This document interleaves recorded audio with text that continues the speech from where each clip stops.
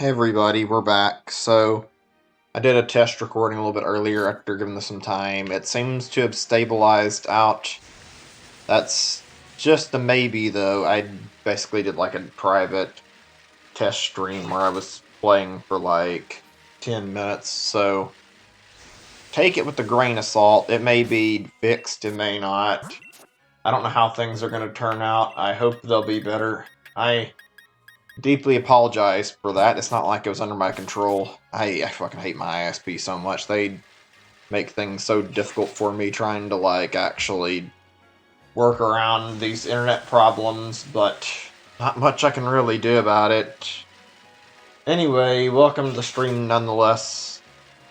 Actually planning to be on not very long today compared to, like, some of the other sessions. Well, these Squirtle sessions have been relatively short in general, but also really just not looking to do like a longer part after what happened. This is what kills me the most about why I have internet problems. I have these things planned out where I know what I want to do, and I want to have like sessions, and I can like try to get an idea of what I want lengthwise, and I'm trying to like just stream, and then all of a sudden I have issues out of nowhere, and it just ruins everything. I can't stream correctly because my frame rate starts going down, or my internet starts dying, or some other random bullcrap, and it infuriates me. It is legitimately one of the worst feelings in the whole world, and I don't know what to say besides that I just fucking... I'm disgusted at how bad my ISP has been about fixing it. I'd like to move to another place and, like, try to get better internet, but I don't really feel comfortable getting into a new city, and I kind of like living in a small city where I'm at right now, so it's like a huge double-edged sword. It's just, there's no solution to this.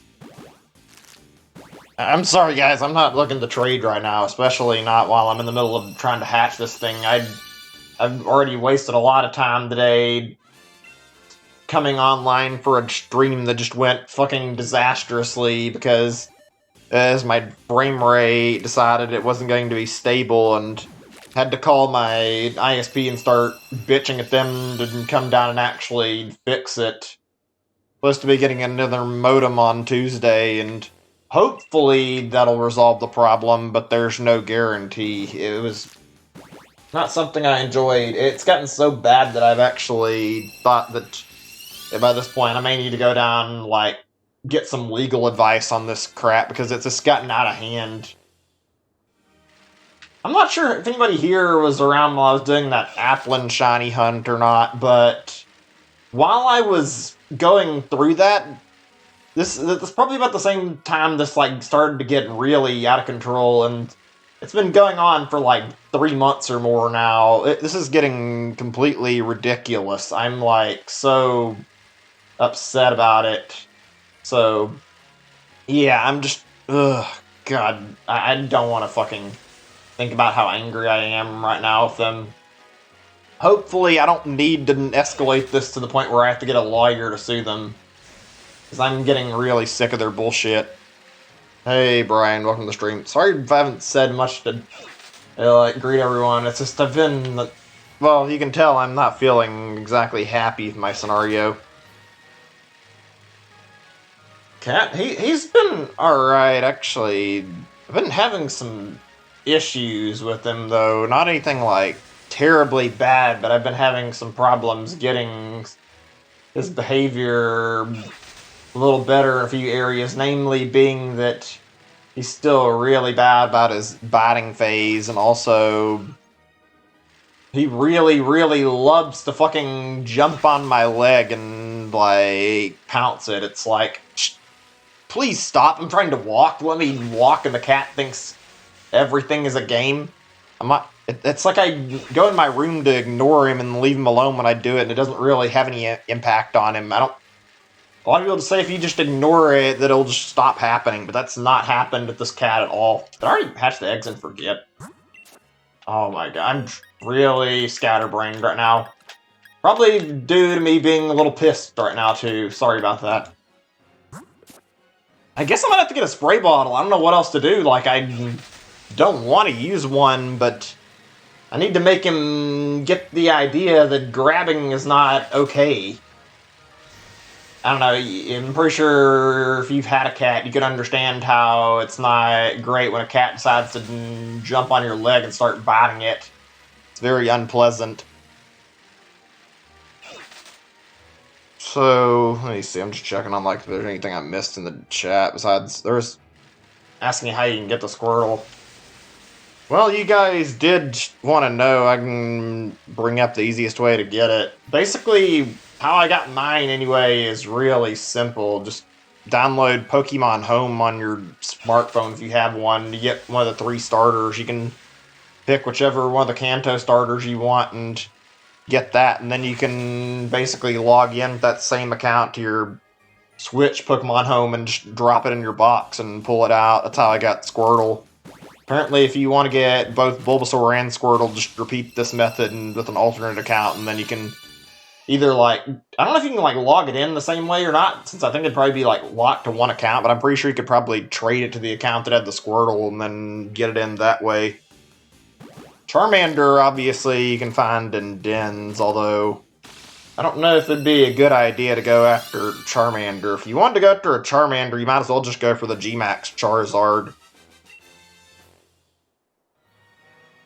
I'm honestly not certain what I'm going to do with this thing when I finish getting it, because I want to keep it, but I mean, I'm not sure if I'm going to use it in competitive or what, because I want to have it for a while, and I think this is going to be a good shiny, but I know there's going to be that G-Max Blastoise when the DLC comes out, and I'm looking forward to that more than I am just getting an ordinary Blastoise, and while it might not be easy, that'd be a nice shiny to have, I'm sure. Also, I know, I'm going to be honest, and like a lot of people will probably say the same shit. I think the Mega Evolutions are a lot better of an idea than the Gigantamax and Dynamax were, but I've got to say there's one thing I can appreciate about the Gigantamax forms, and that's that a lot of them look pretty nice. Like, try taking a look at the designs for like some of the Mega Pokemon, and they're not great. Like Mega Blastoise and Mega Venusaur, even Mega Charizard Y, they look really stupid looking. Like, their designs look like they weren't really thought out a whole lot. Like, and then you compare this to the Gigantamax, and they have, like, really cool looking details on them, and they look a lot more unique and fascinating. I feel like the Gigantamax have been, like, thought about more. It's a shame, because the Mega Evolutions were, like, a great concept, considering, like, you can actually use it for some really crazy good shit and manage to, like, actually make certain you had good strategy planned around it. Especially considering a lot of them, like, had type changes, so you could, like, mess with your opponent. Meanwhile, Gigantamax loses all of that and only gives you, like, a stat boost to some stronger moves, and it's not really the biggest trade-off. Yeah, I'll give you that. Mega Charizard X looks really cool. I also feel like Mega Mewtwo X looked really good, and, like, I'm not sure. The main thing I feel like we lose from these Mega Evolutions more than anything is the types, which is the really shitty part. I feel like they should have kept the whole new typing when Gigantamaxing feature from the Mega Evolutions, unless they intend to bring Mega Evolutions back. It would have made a lot better if you could actually go for, or like a Gigantamax Charizard, and when you did, it gained the Dragon typing instead of its Flying typing. I think so. It gets a Fighting type on it. That's really the biggest draw from this, is like, both of those were huge, even though they were like, and they weren't really the most useful all the time, but you could use those pretty well, and they were really good for, like, improving the Pokemon in general. Although, I don't know how many instances turning Mewtwo into Mega Mewtwo X is necessary. It helps him counter Dark types, at least, I guess, but I don't know, most of the time you probably wouldn't need to. Mega Mewtwo Y is just really good at killing shit, even if I find it's designed to be a lot less cool looking. It's a lot more powerful. honestly, like, Charizard really benefited from the Mega Evolutions, like, probably more than most of the others that had them. Like, I remember, maybe it's just because I played Let's Go and just the way that game was structured, but there was always the ability to, like, easily mind game people with Charizard and then bait and switch somebody into getting a Blastoise out, and then once they did fucking Mega Mewtwo, or he turned to Mega Charizard X and then Thunder Punch them, basically fucking destroying their entire plan to just fucking Hydro Pump kill you. Because all it'll do is like maybe half your health at most. I'm not sure how good Charizard is without his like Mega Evolutions now. You talking about the thing he posted with the sticker on it? Not really sure. So yeah, I saw that. I wouldn't really want to take something like that out in public, but I mean, I guess everyone has their own tastes, though. Speaking of, like, custom designs, though, I've actually been really seriously considering getting my hands on, like, an Animal Crossing Switch. Hi there, welcome to the chat. But, yeah, okay, whereas I was gonna say, yeah. I was really considering getting one of the Animal Crossing Switches, but I think they're all out of stock. They're kind of pricey, though. But god, that design looks great.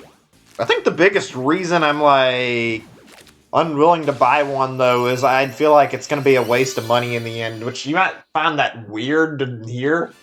But, like, really, when you look at this, you're probably going to be throwing down money on the dock and the backplate for the most part. All the Joy-Cons are really cool looking. I don't think Nintendo's improved their fucking Joy-Cons at all. Even after all the drift complaints, I have a feeling those Joy-Cons will get the same goddamn drift every other pair have been getting. It's been a few months, and then they'll be basically a collector's item that's totally useless. So it's basically weighing the price of a backplate and a dock. Still stuck with the 3DS? You can get Switches for not too bad. I think I've seen them for like $200, although really it just depends. I'd say if you really want one, you could probably find somebody selling a Switch for like $100 or a little more all by itself. You looked around, and then Nintendo sells Switches for like $40 or Switch docks on their website for like $40, so you could get that. Although I think I guess your cheapest price you could find like a cheap one would be to like look for somebody selling like the standalone Switch, and then after you're done, go buy the like docking set off of their website. It costs like $60-something, but it's like all the stuff that comes with the dock naturally. If you did that, you'd probably be able to get a Switch for like half the price if you find somebody who is willing to sell it to you for the right amount. Not that it'd be easy to find anybody, but I'm sure there's people out there who are offering their Switch for like $90 to $100 if you look.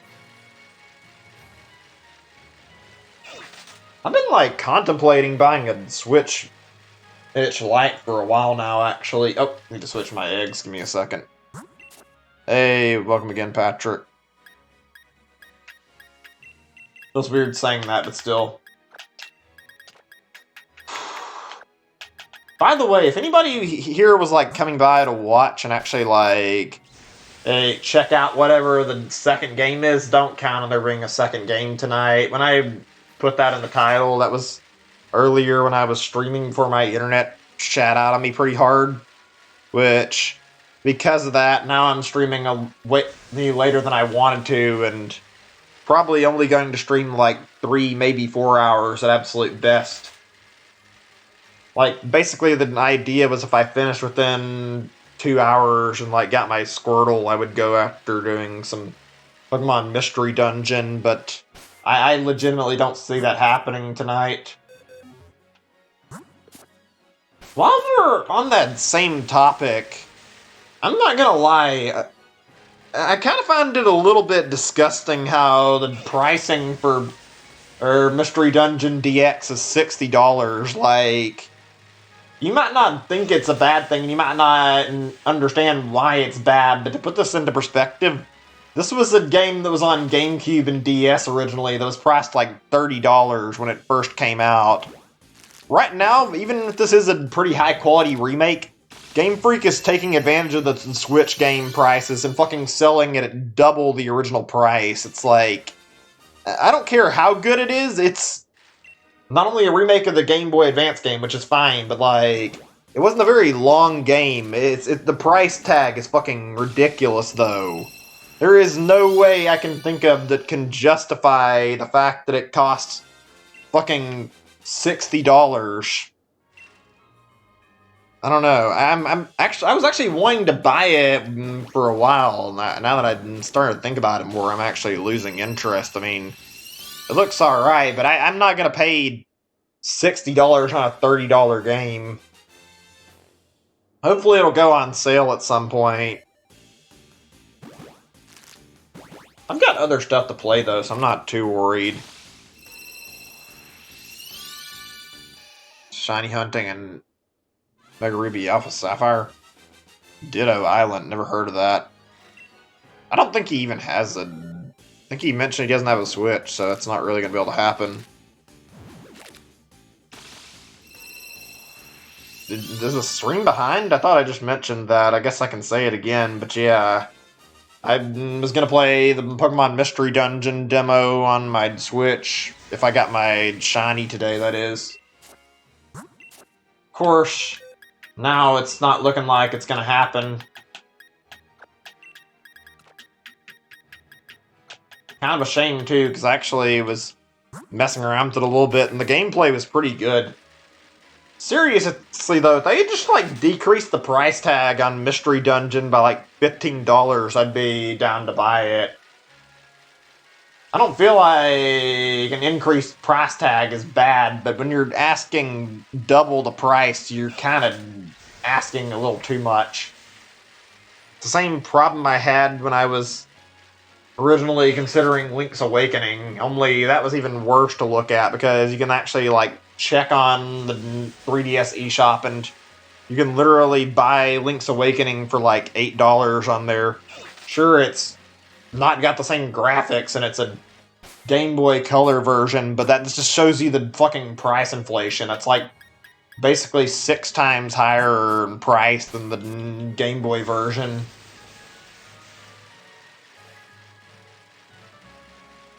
It's weird. I like Nintendo's remakes, but there's like certain things I can say that I really don't like about their remakes.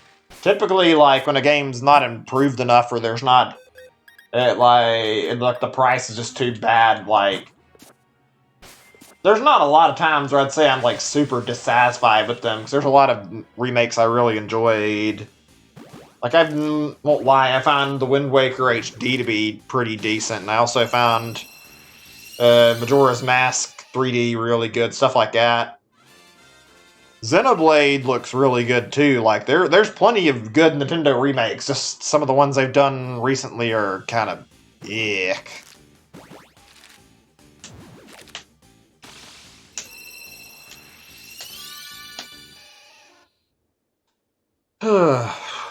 Hold on a second. I'm just thinking a little bit. I guess I can go ahead and talk a little bit about the Animal Crossing Direct. I think I talked about it a little before, but I can try to, like, finish my thoughts on it, because I actually finally sat down and watched the rest of it now. I think I only really missed out on a little bit of it, though.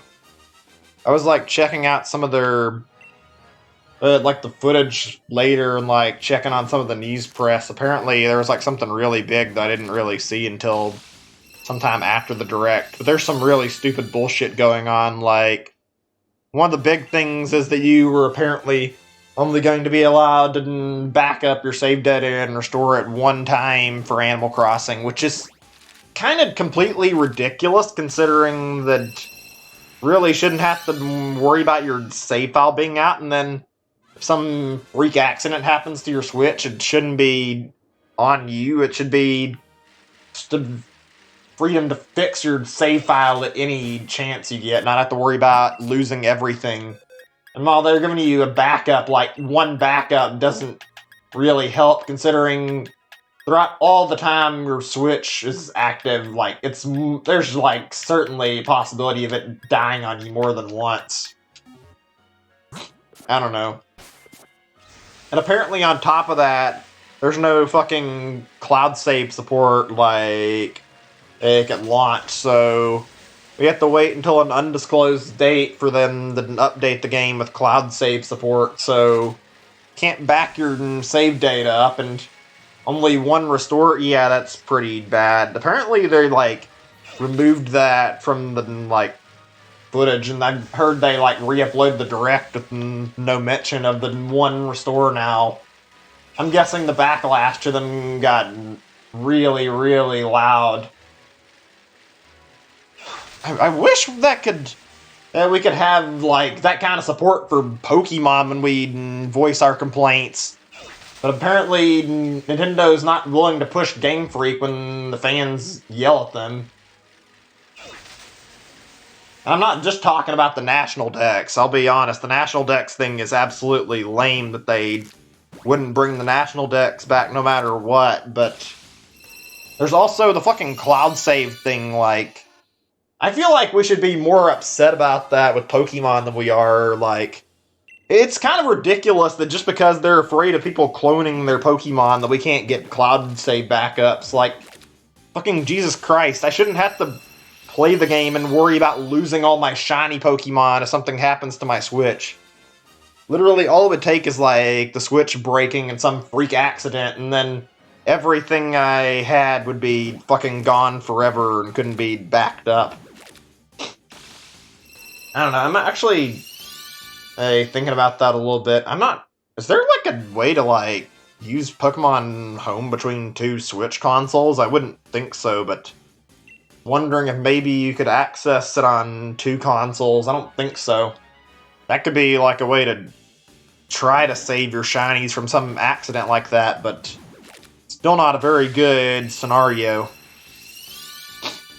I think the answer is they're just fucking lazy, honestly. Like, if they really wanted to make cloud save support, they could.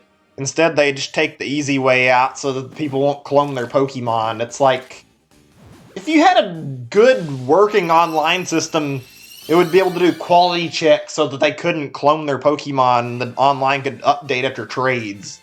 That way you can't just fucking trade to your friends and fucking and immediately have a duplicate, or, like, they could still get the clone, but then by the time they connect to the internet, and basically remove it from your inventory. It's really just Game Freak not wanting to put in any effort at all.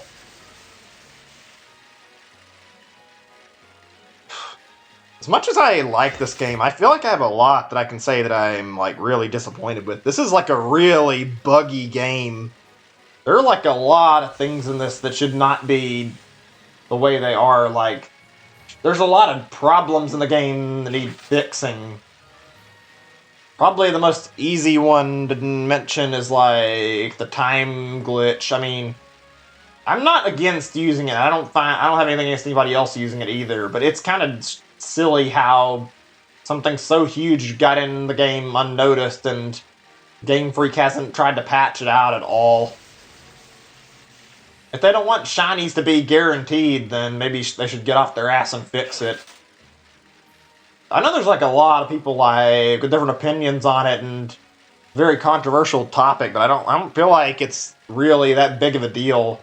So what, people get their shiny without having to fight for it. It's kind of nice not having to be, like, worried about wasting a fucking week or two on a shiny hunt, but still. Also, the animations, Jesus Christ, if you've ever, like, watched, like, how some of the stuff in this game works, or it's like, try climbing up a ladder and watching the NPCs in an area, they'll fucking freeze up and all their movements just stop. Even the Pokemon walking nearby just freeze in place. It's like, what is this fucking hastily thrown together code? You can't even have the NPCs cycle their animations while you're climbing?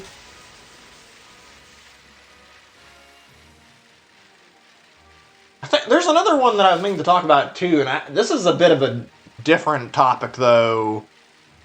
I don't know if this is the truth, but I swear that the fucking wild encounter method for shiny hunting is completely bugged. And a lot of people share the same opinion. Like, you go through like 500 to 600 KOs and watch what happens if you've never shiny hunted. You will not get your Pokemon very fast, I guarantee you. It's just a very. Maybe you will if you're lucky, but most of the shiny hunts that go that way end up being like several thousand Pokemon in before they end. I've noticed this on both of the wild hunts I've done already. It's just sloppy and it never ends in the actual figures provided.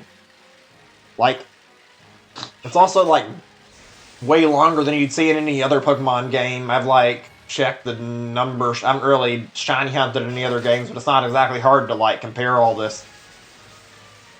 And it surprises me how little they've done to like test some of the shit in this game, honestly.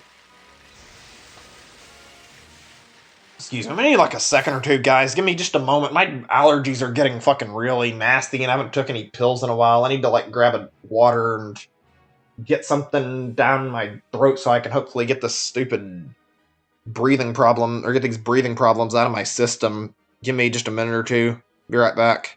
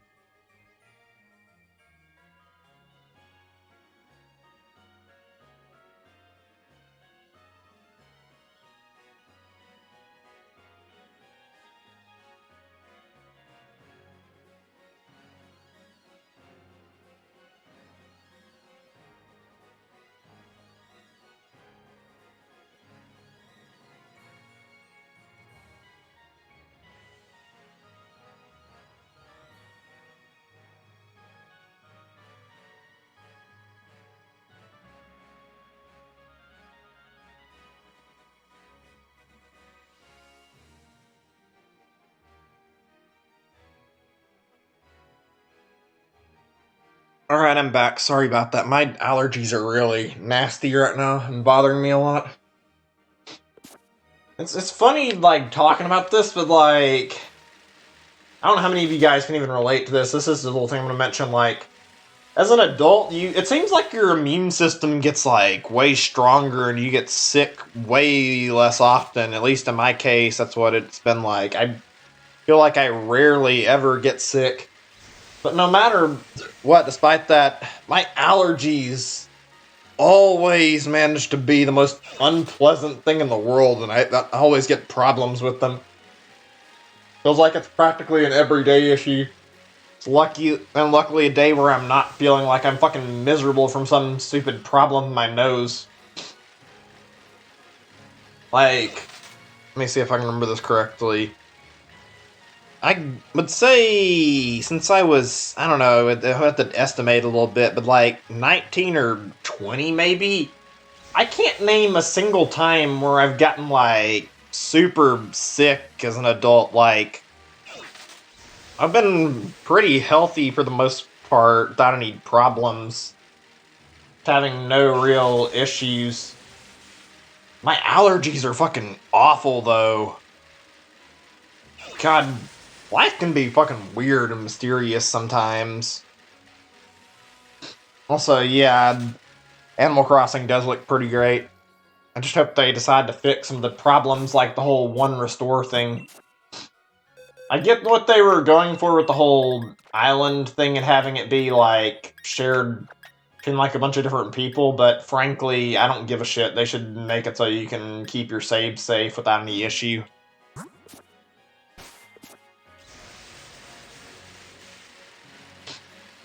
I'm not really looking to do any trades right now, sorry. Maybe when I'm done, I'm not really at a point where I feel like I want to sit down and, like, trade shit. I'm more focused on my shiny hunts. Yeah, that's one thing I don't like very much, is how it's just the one save and we can't do anything. We can't even transfer it to another Switch. Like, Animal Crossing looks great, but there's a lot of stupid limitations in place right now. Hopefully they'll, like, actually do something about it, but I'm not expecting them to. I'm actually, like, contemplating making a second profile when it releases.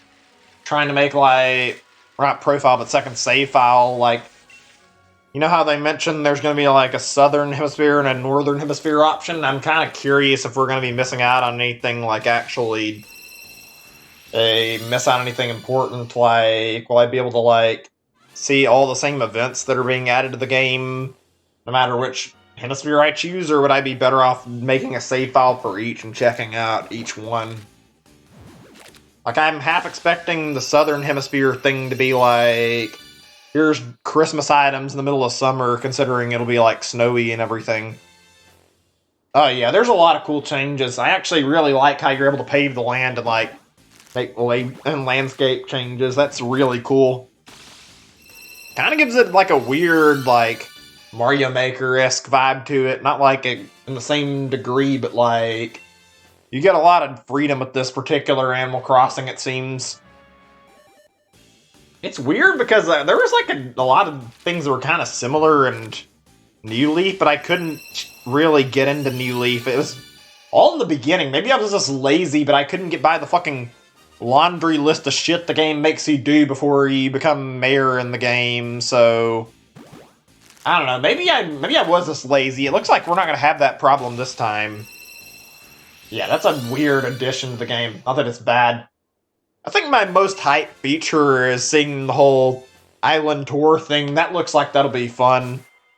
I hope it's like a day one thing. I'm sure it will be, but like that's actually going to be like a really... I was like thinking about it before. I mentioned I don't think I could find an easy way to like excuse turning it back on and playing it every day, but now that I think about it, like, that's actually a pretty decent reason to keep coming back every day, is to see the new tours and see how much difference there is. I'm assuming, like, every day they'll put you in some new place, and they'll probably keep rotating you out to new islands at least once every day for a whole year, and then by that point it might be repeating islands, so that way they'll just have, like, a set amount of rotations, and the content can still be fresh. I don't know, it's weird to say it, but it almost makes it feel like there's like a little tiny adventure mode getting added to the game, which is kind of cool. I don't know if anybody's had, like, a Wii U here. I'm just curious if they have, like... How is that Amiibo Festival game? I've been kind of interested in checking it out. I haven't found a copy cheap enough that I'd feel comfortable buying it. I've still got my Wii U, though, and I could hook it up to stream Wii U stuff. I actually thought about it for a few games. I kind of want to see them, like, add some the mini games from that in. I think the cheapest I've ever saw it was for, like, $15. I wanted to check out some of the stuff like the Island Survival. I know that was on added a New Leaf and whatnot, and they were like, I don't remember what all the modes are. I'd have to double check. It doesn't look very good, but I'd probably go for getting... Dang it, if I could find it for cheap. it'd be a fun stream to goof around, at least before the game came out. I feel really bad for anybody who bought a Wii U expecting Animal Crossing, especially since Nintendo basically promised it and even made a whole Animal Crossing Plaza thing like in the early days of the Wii U. You're like, oh yeah, look out guys, we'll have an Animal Crossing out really early and like really soon within the next year or two, and then like nothing happened until now, and it was all basically just fucking postponed until the Switch so that they could actually put it on here instead of a failing console. Yeah. Honestly, I feel bad for the Wii U in general, and I kind of regret my purchase a little bit, but like, pretty much every meaningful purchase that is released on Wii U has been ported over now. Oh, wait, what was that? Was that a... No, I don't think it's got a green shell. I was going to say, for a second, I thought maybe that was the shiny, because Shine was actually looking at the sprite of the Squirtle. Apparently, shiny Squirtle is a slightly lighter shade of blue. I thought for a second I saw that. Got my hopes up. It's really annoying how you need the Pokédex to look at the model and you can't like just rotate it while you're in the summary screen. Because the only way I can know if I end up making a mistake and thinking I see one is if I go and take it into the camp so I can get it to turn around and look at its shell. Anyway, back to what I was talking about. But yeah, like every meaningful like Wii U title just got fucking thrown off of the Wii U and moved over to the Switch. It's kind of a shame. Hell, the Switch even robbed the Wii U of its Zelda game. Like, sure, or the Wii U got Breath of the Wild, but Breath of the Wild was supposed to be exclusive to Wii U, and apparently Nintendo didn't consider it worthwhile enough to keep it exclusive anymore. I honestly think we could have got a better Zelda game, too, if it stayed exclusive, because there were, like, a lot of features that got cut out of it, like... The big thing would be, like, the map functionality. You could tell from all the other things they'd done already, like the remakes and whatnot, that there was, like, touchscreen map, and probably able to access your inventory through the touchscreen, have all these really cool quality of life features that, like, would really help the gameplay feel smooth. And the menus, like, look like they're still designed with that in mind. That's the worst part of it, like... I'm almost certain that these features were still in the game and they decided to just fucking strip them out of the game as soon as they made a Switch version because they didn't want the Wii version to have any real leverage over the Switch. It's like, come on, man. Why did you really need to do that? I mean, you already got rid of the exclusivity on the game. Couldn't you just leave the fucking touchscreen features in the game? Everybody else is talking about the Switch anyway, so... Was it really necessary to, like, de-incentivize people from looking at the Wii U version even further? Like, I bet you that it only would have been a handful more people who would have bought the Wii U version at most if they kept those features in the game. Sure, they would have been nice, but they certainly wouldn't have beaten the portability. Come to think of it, like... Since I was talking about Wii U, there's only like 3 games, maybe 4 I can say, that are left on the Wii U that are even worth playing now. You got Star Fox, which is, it's not really great, it's an alright game. I'd say it could be pretty good if it got ported maybe, but yeah, Star Fox Zero, Fatal Frame needs either a port or another game in its series. Pikmin, Mario 3D World, and that's basically everything that's left. I mean, even Wonderful 101's making it over, finally. I'm really happy about that, too. Like, that was, like, one of my favorite games on the Wii U, I'm not gonna lie. It's a shame Nintendo wouldn't publish it properly, though. They had to actually go through the process of self-publishing to get it on Switch. Yeah, what's up? Ask away, I don't mind answering, unless it's something really bad. I might not answer then, but I mean... I'm sure it's nothing. I think it... Wait, what's going on? Oh. Sorry, I think I saw that earlier and I just forgot about it because I was, like, distracted, partially my allergies, and I was, like, busy babbling on. My bad. I keep track of them to an extent. The thing is that the way it goes is that basically eyeball the number of boxes I have eggs in, and also like I'll like multiply it by 30. The thing is this doesn't always stick because of one thing, and that's well, there's certain times where I'll like hatch them outside of this, and also there's like other matters too. Like I don't really count the battle shiny hunts usually where I go through encounters typically because it just gets to be a major headache and confusing. I'm not even sure where I'm at for Squirtle, so I haven't really kept the huge track. All I know is by the time I hatch every egg I've got, I'll be around 400 something, maybe further depending. My goal when I was doing Squirtle, like my first goal was to get a competitive Squirtle and then shiny afterwards, so I wasn't really keeping track of the amount of Squirtle I hatched at first, because I was just trying to get 6 IV HA Squirtle throughout nature on it. And now that we've got that, now I'm like properly counting. That's the thing is I don't put up a counter, you'll notice that, but I can typically tell you roughly how many eggs and see how many eggs an entire hunt is taken. Excuse me, I'm not so sure we're getting that out, but yeah. I can, like, actually look at my box and give you a rough estimate of all the ones I've hatched very easily. Because I actually keep track of them. I can't say that for the ones I've done through encounters, because it's kind of difficult to keep track of every encounter you make, and I can only give you a rough estimate on what I think I've done. It's not hard to track your encounters, though, or not track your encounters, not hard to track your eggs, though. It's really easy to track all the eggs that you've hatched. It's also easy to keep track of the fossils. You just have to make sure you get, like, a good number you can add up and, like, basically keep track of how many fossils you have per batch so that you know how many you're adding up every time you reset. Yeah, let me see. Let me get to that box. Just for reference, these guys are like Gmax shinies that I've got off of like a Twitch stream, so these aren't really things I've been caring about or paying attention to that regard, except for this thing. I got this at random out of some raid. But yeah, these guys are my legit shinies down with that Rookie D down there. And this guy took 1,300. This one took 200. That was in the... I don't know for sure, but I'm pretty sure that was somewhere in the 5,000s. That was also via encounters. But 700... Don't know exactly what this is besides the fact that it was full odds, and I think I had like 10 logged when I bumped into it. Was not trying to get it either.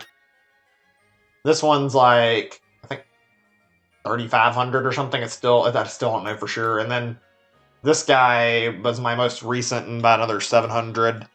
I've kept track of my egg totals pretty easily. Eggs are very easy to track, the encounters are not.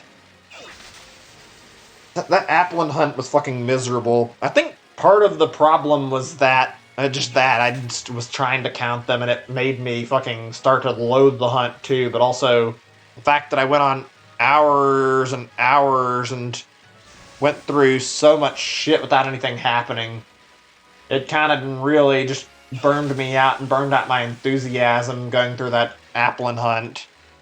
I don't want to ever go through another fucking month of that ever again. Yeah, Rookie D is a very, very great looking shiny. It looks really good. Still a little in shock that on my, like, second or third day of that hunt, I got the shiny within, like, 20 minutes. Not the fastest one, but it definitely happened to be the fastest in terms of, like, how long I'd started that stream. Shiny hunting Ralts. Cool. Good luck with it. Especially so if you're trying to get a Gallade, since those things are only capable of evolving if you have a male one. Although I guess you could always use that glitch to try and evolve male Curlia into a Gallade. Or not male Curlia, female Curlia into a Gallade. That even works. I'm not sure if it does or not, actually.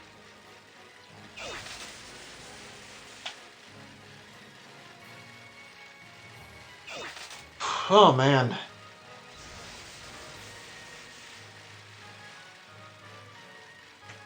Honestly, I'm not gonna lie, the whole Rookie D line looks pretty good. I haven't checked on what Corvisquire shiny looks like, but Rookie D in general looks really nice, and looking at Corviknight, he looks really good.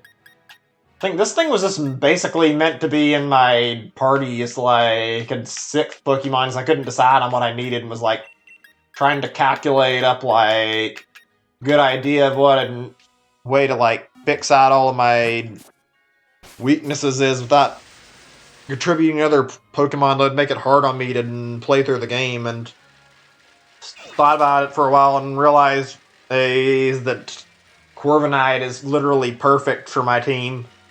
Caused me to go after this thing. I'm really glad too, because I'm going to have a really nice looking shiny there. Might try to get a G-Max one eventually. Trying to get a shiny Gallade, yeah, have fun with that, good luck. It might be pretty hard. But I'm sure you can get it.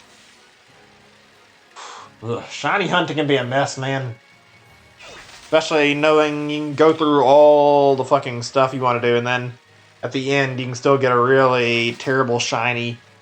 I don't care much about the IVs all the time or anything like that, but like, God, there is probably no worse feeling in the world than hatching all these eggs and then being in fear of your shiny basically hatching without the hidden ability or hatching's like the wrong gender.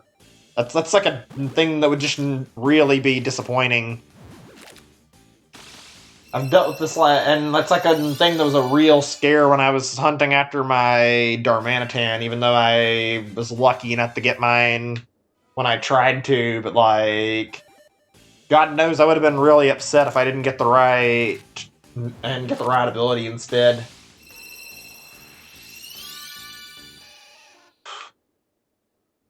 By the way, if you guys are interested, we're going to be going through some pretty crazy shiny hunts after this gets done. I was going to do the fossil Pokemon next, but there's like another thing I'm doing too. I mentioned this before, I've been doing like a second game. I'll let like a turbo controller go through the fossils for me. And I'm going to be using this as an opportunity to shiny hunt both Mew and Celebi on emulator. I would try to get them on my 3DS and do it, but like, kind of not something to be easy to pull off as like transferring the stuff there, and also the matter of like, I don't have a 3DS capture card or anything, so I can't really do anything about that. I'll probably just end up hunting them at the same time on my 3DS. Mew's shiny hunt's gonna be fucking crazy. We're doing this while we're doing Fossil, so that's bound to be one hell of an interesting stream. Basically, if you don't already know, like, there's like 2 ways you can get a legit shiny Mew now, if you can even call it legit, I guess. But like, there was an Emerald event where you can encounter it apparently, and you can like soft reset. And the other method is that you can play on red, blue, yellow, and then you can go through and use the Mew glitch. And because of how those games work, if you have like the right IVs on your Pokemon, they're actually shiny. So the idea is you catch the Mew, then you start using rare candies to check its stats, and then once you've got enough rare candies to tell if it matches shiny stats, if you don't have it, you turn the game off and try again. But if you do have it, you can save your game, trade it over to a crystal version, or like even just like gold or silver. And if you have the shiny Mew, well, you'll see the color like as soon as it gets traded over. It's kind of one of the more exciting shiny hunts in my opinion, since you are going in so blind and you don't really know until you actually get it transferred over to the second gen games if it's going to be shiny or not. Only downside to that is if you're doing this, then basically you just wasted a whole bunch of time if you trade it over to crystal or gold or silver and you find out your Mew isn't shiny and you have to fucking reset your save file. But the chaos doesn't end there. Oh no, that's not it at all. At least if you want to get it off of that Gen 1 save file, if you want to transfer it, there's a trick to that too, because any Mews that are transferred aren't going to be able to get into, like, Pokemon Bank normally, unless they're like event Mews, which is where you enter the crazy fucking mess that is red and blue's coding. Have to pull off something known as the 8F glitch. Basically, doing a bunch of shit with items, and you get this like garbled up bunch of code, and if you do it right, it turns the OT on the Mew into an OT that says Game Freak on it, and then it can be slotted into Pokemon Bank and transferred through home. The downside of this is if you don't do this right, it will corrupt your save file and it's just gone. You don't get the option to get a second chance with it, so you have to make sure you do it right on your first try. And considering, and like I can practice this on emulator, but it's going to be kind of terrifying trying to do this on my 3DS, hoping that I don't fuck it up. I don't know, I'm not exactly hopeful that things will go well, because I don't expect they will, honestly. Still, it'll be interesting. Planning to go through, like, all of the yellow version on stream, actually. It's gonna be a really odd stream, because apparently, like, the easiest way to handle this is to go through Missing No Glitch and, like, clone a whole bunch of rare candy, that way you can easily check your Mew. I think you can also, like, skip to the part you need using glitches to get Mew, but I'm not really looking to do that because it sounds like more of a pain in the ass than anything to skip chunks of the game just to shiny hunt after Mew.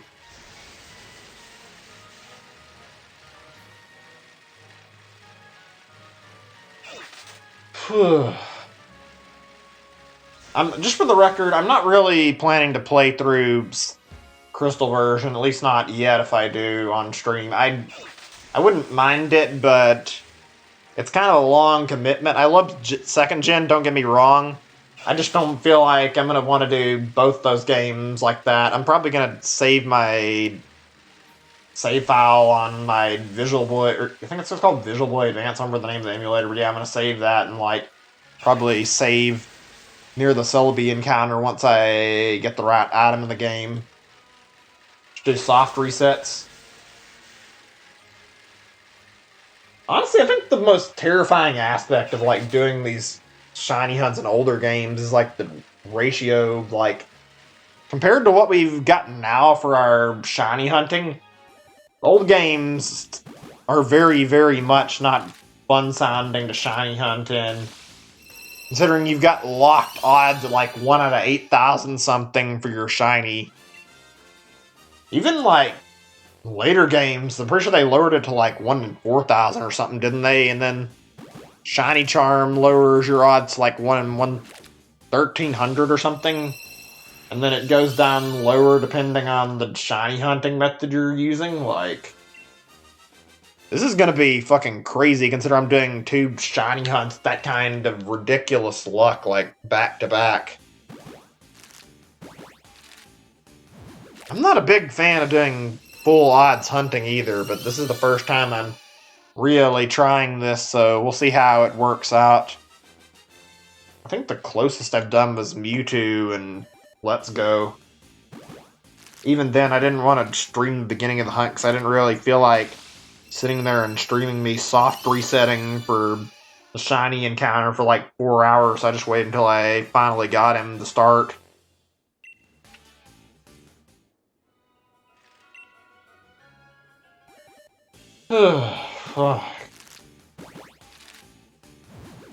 How's everyone doing tonight, if I didn't already ask?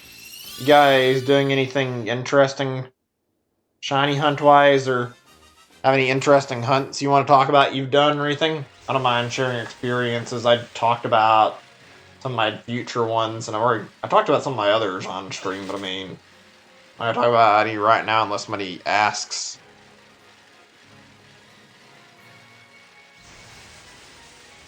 It's crazy. I'm kind of dropped out of Pokemon some time ago, and I don't really care as much about playing it, and yet found myself going through doing shiny hunting so much. Although I'll admit in Sword and Shield it's just been incredibly bad luck causing me to keep going through these goddamn hunts without any results yet. I think Let's Go, like, really reignited some passion I had for the series, though. Something about collecting all these Pokemon and shiny is just really nice and really fun. And there's nothing more exciting than seeing something pop up on the overworld like that. It never gets old. No matter how many times I'm playing it. Planning on doing some more streams of it sometime in the near future. Don't know when. Right now I've got other stuff I'm doing off stream with it though. Like I'm collecting Geodudes to do Alolan trades right now, so I can try to get Alolan Gravel or an Alolan Golem at some point.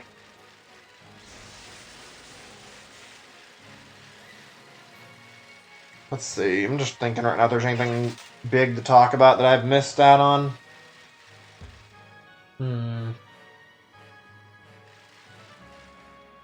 You guys still there? Just checking if there are many messages in a while. Oops. Actually, meaning to go check out the Sonic movie in a while. I don't know how long I'm gonna wait before I do, but I've been meaning to, and I haven't done it yet. I guess on like Tuesday, I was planning to do it when I had like a day to myself that I'd planned off, but I haven't really had a good opportunity to squeeze in the time for it. I've been finding myself really busy, mainly working with my cat to do stuff. If anybody like here's watched it, like let me know your thoughts on it, but don't like give away any spoilers to it. I want to go see how it is because it looks pretty good, especially since it's one of the first big video game movies in a while. Like they had Detective Pikachu, but I think Sonic movie is going to be like the one that kicks off the trend of there being more video game movies. I've heard it's all right though from like just listening to like opinions on it, so I'm sure it'll be a fun watch. Seems like video game movies have gotten a little more of a resurgence as of lately, too. Like, let's see, there was a Doom movie, I guess like a year or two ago. I've heard it's really bad, though, and I only heard about it from some random YouTube review. But, like, prior to Detective Pikachu being released as a movie, I don't think I heard of that many video game movies at all. I know there's the Mario movie coming up in a little bit, though. Isn't that? I think that's due for this year, isn't it? Hey, Wayne, welcome to stream. Good to see you, man. Glad you're able to make it. Hold on, let's see what Google says when I search it. I swear they said that was this year.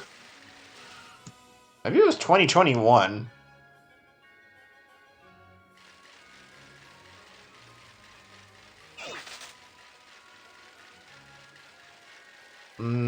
Results. It says... No, okay, apparently it's 2022, apparently. That's a little disappointing, not anything bad. What, have you seen the Sonic movie? Curious, since you mentioned worth watching. I haven't watched it yet, I've been meaning to. It looks alright, yeah. Well, that's good. Hopefully it'll be interesting. Really looking forward to seeing all the things that happen in it. I'm wondering if they took out any of the scenes from the trailer as well. I think part of me was secretly hoping it would be really bad just so I could laugh at it. I don't know. I don't think everybody was expecting it to be a masterpiece, but it's probably not really bad that it's a good movie either.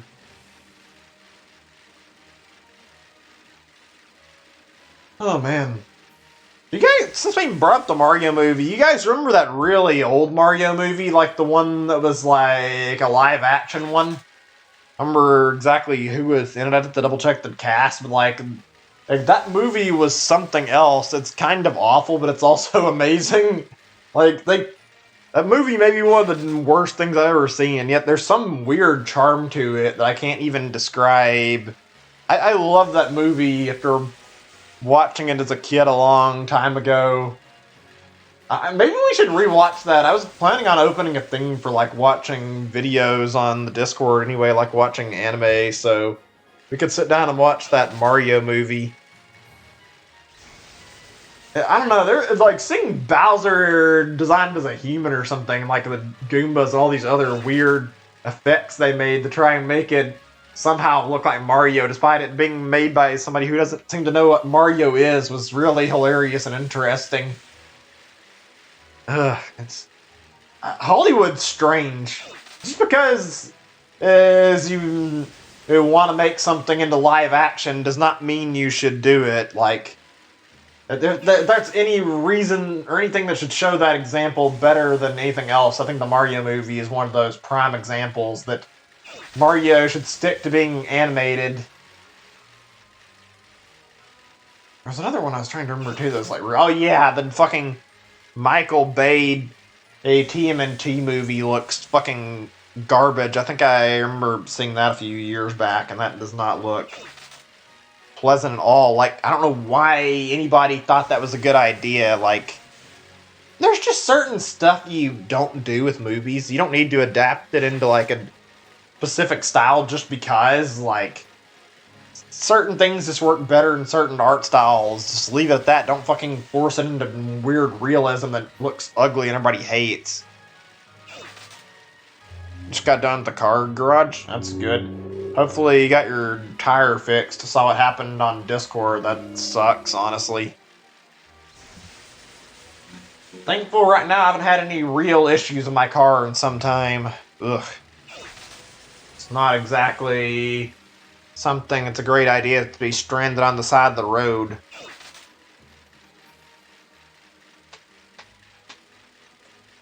Let's do some new music. Give me a second or two.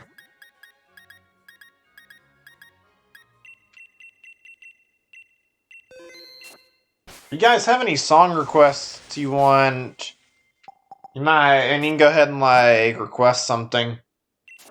Doesn't really matter to me. I'm gonna be playing some songs anyway, so if you guys want to hear something, feel free to. I think we're at the point, though, where I'm ready to put on some new music. Stream's choppy? Might be your internet, let me see. No, OBS says I'm not having any frame drops, I don't know. I was having frame drops earlier. I'm glad it's stabilized, at least. God, streaming is fucking nightmare sometimes. Trying to, like, pray that your internet works the way you want it to and doesn't fucking break down on you. Okay, let me see. I guess we'll do JoJo music. Yeah, I think that's what I'm in the mood for. 1 second.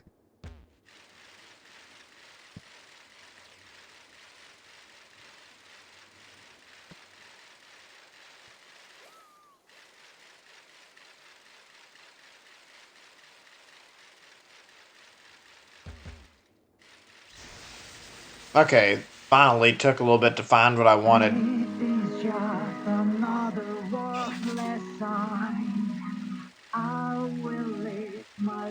Oh yeah. Oh, hold on a second. Talking about JoJo's Bizarre Adventure. Probably should have specified that, although I figured most people would have already guessed JoJo's Bizarre Adventure. Anyway, where was I? Yeah, that's really shitty how you can pay for good internet and your ISP can just fuck you over.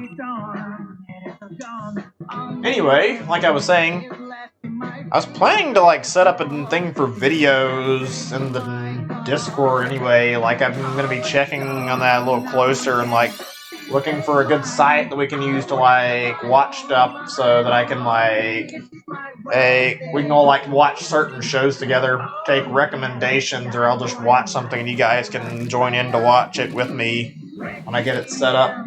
Since Rabbit's dead, that's not even an option anymore, unfortunately. We have to find a different program, but still.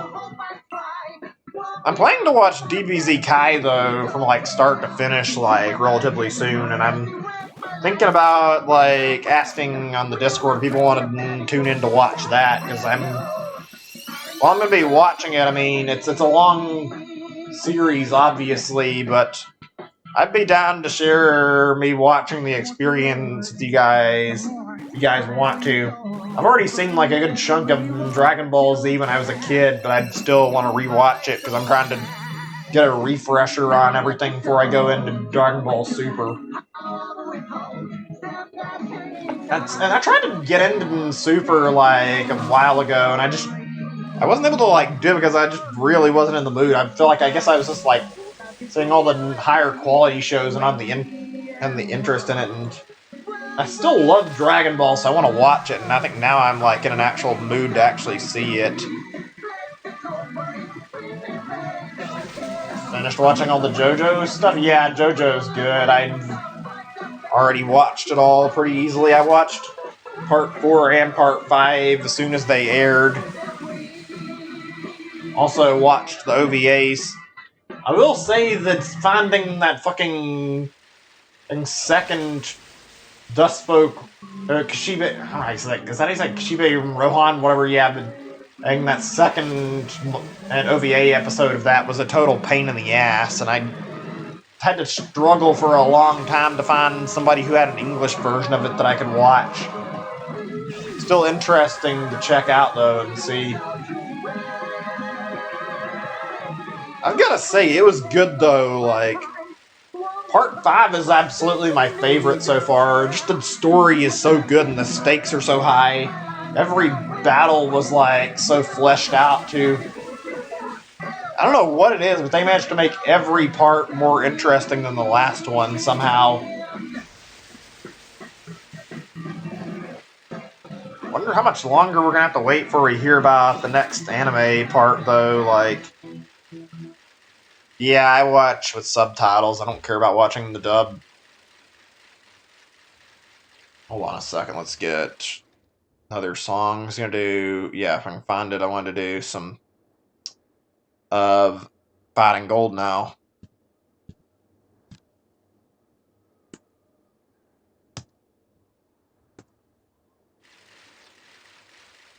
I feel like that we're due to get a Part 6 anime in JoJo this year. Especially since... Oops. Ads. But yeah, it's basically the least popular part, so I mean... I feel like it's gonna happen this year just so they can get it out of the way. There's way more hype for Part 7 than there is Part 6. I feel like they're probably going to rush it a little bit. I'm not really upset about that. I just hope it doesn't suffer in quality from them not wanting to make it as... and not taking their time with it, probably, if they do. At least I'd assume they wouldn't. Considering they kind of put Part 4 at a fast pace, but they still quality checked Part 4 pretty well. I'm glad they did, though. Part 4 was really good, so I was happy to watch it, and it was really enjoyable. Something tells me I may not like Part 6 as much, but I'm sure it'll still be worth the watch. Hey, Zachary, good to see you. Welcome to the stream. More than anything, though, I'm not even as hyped about the anime as I am like the manga right now. I don't really typically read mangas, but I've been keeping up with JoJoly and like very closely. I skipped parts. I'm ashamed to admit it a little bit, but I found it really, really interesting, like checking out a little bit of it, and then I started reading forwards and got more and more interested. And after that, I decided to go back and actually catch up in the very first chapter. Now I'm like following every single new release of it when it comes out. It's super interesting and weird as fuck to read, so it's definitely intriguing and worth like checking it out and like seeing exactly what happens each new manga chapter. And the story is just like it's taking some interesting turns. I don't think there's even a villain that's confirmed yet in Part 8, so we're in for an interesting ending, I'm sure. I think that's the only JoJo part so far that hasn't had a clear villain. Like, every part just had a villain that you can name. Part 8, there's nobody in particular that stands out as a villain.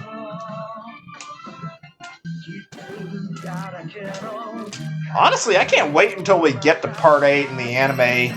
Since I'm liking it so much, something tells me I'm going to like the anime adaptation even more than I do the manga.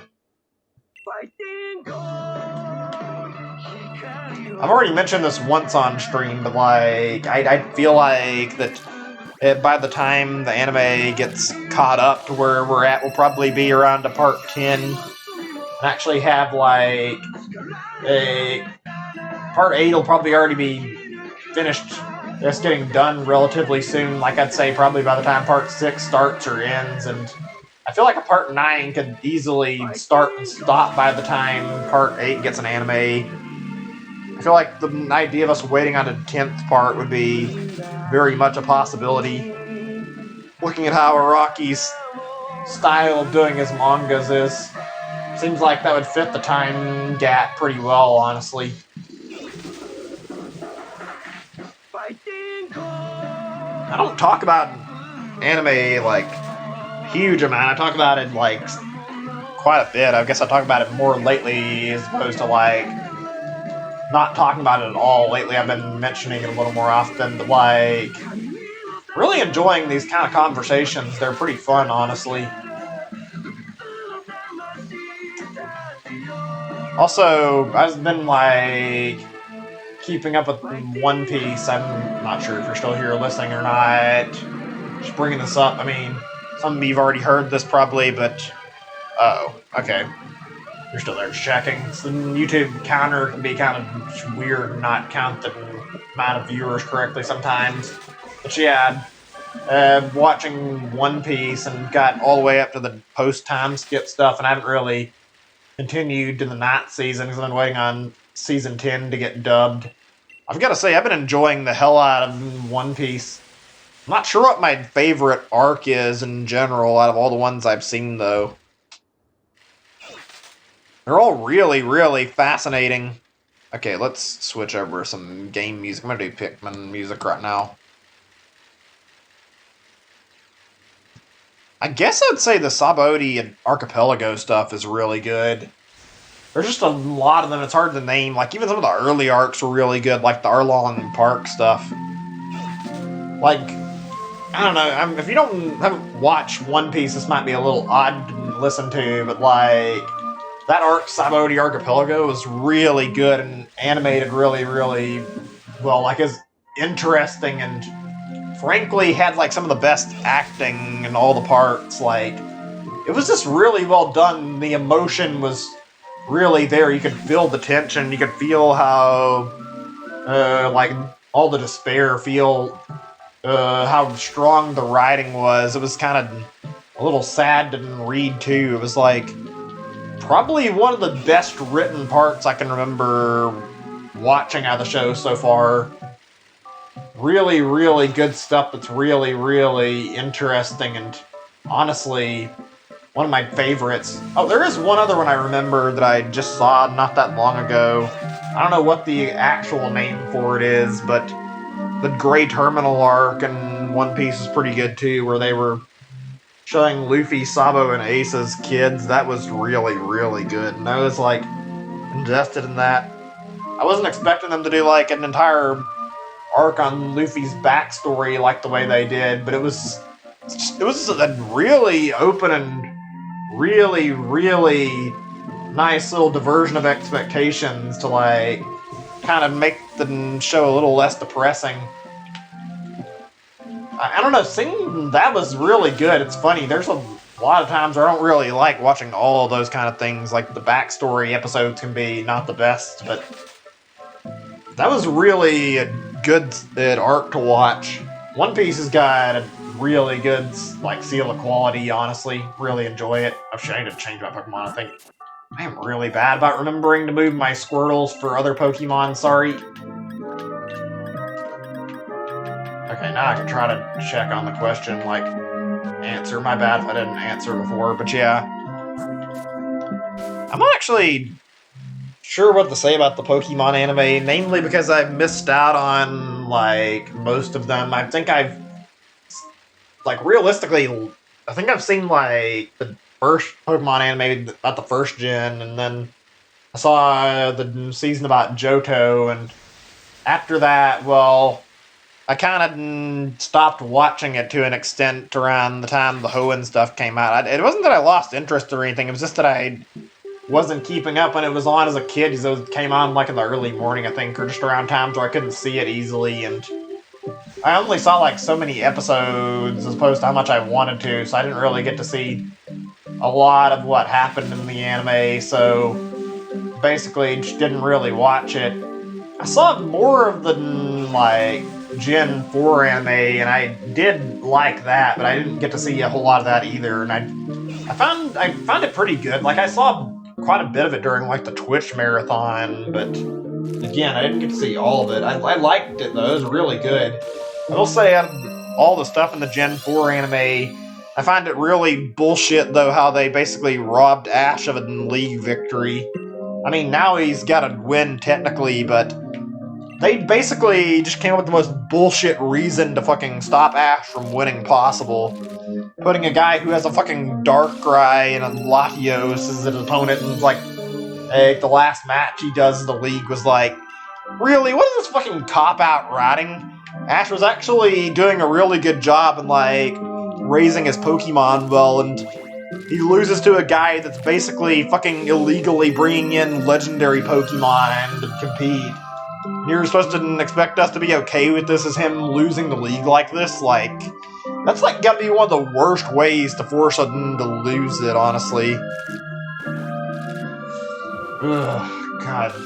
I don't know. It's just really stupid how they fucking wrote that. Like, are you really telling me they aren't trying to stop a guy with a Darkrai from fucking competing? Like, that was such a BS loss. You just know that if Ash had beaten him, he would have actually won the league too, considering his opponent and the ones that guy beat Ash was just like some average trainer, not even that amazing looking of a team.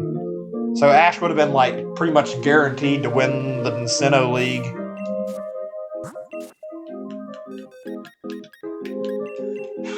I'm not sure what my favorite is though, and like all of them, they're all pretty good though. Like I said, I'm only seeing those are the only three I've really seen. I've seen a lot of the movies though. I'm not sure what my favorite is though. I think I coincidentally stopped seeing them around 3rd or 4th gen. Even though I liked them, I just didn't keep up with them because there were so many of them, and it kind of turned into like, well, while I like these, I'm not going to sit down here and watch every last Pokemon movie. Let's see. I guess I'd have to say the 1st generation anime really, like the 2nd gen was really good, but there's a lot of stuff that I really liked about the 1st generation anime. Just the episodes were really, really good, and there was a lot of fan service too, and like a lot of dumb stuff, but like the quality and also like the amount of care that went into it, you can tell they really were putting in everything by the amount of songs they produced to like go through with like endings in the show. They produced like 10 different ending songs, which is to say they really wanted to make sure that there was plenty of love going into the anime. I don't think any of the subsequent seasons had anywhere near as many songs in them as the 1st gen did. I've already played these quite a few times. I don't mind playing them again, but like, seriously, if you haven't heard these, like, listen to these. These are really good, and this shows that Pokemon, like the Pokemon Company, really had the best interest in heart, like making the anime really good. Let's see, which one should I search up? Give me just a second or two. I want to start with the. I want to know what my favorite is, but I want to start with it. That's the only problem. Oh, I know what's good. This one's one of my favorites.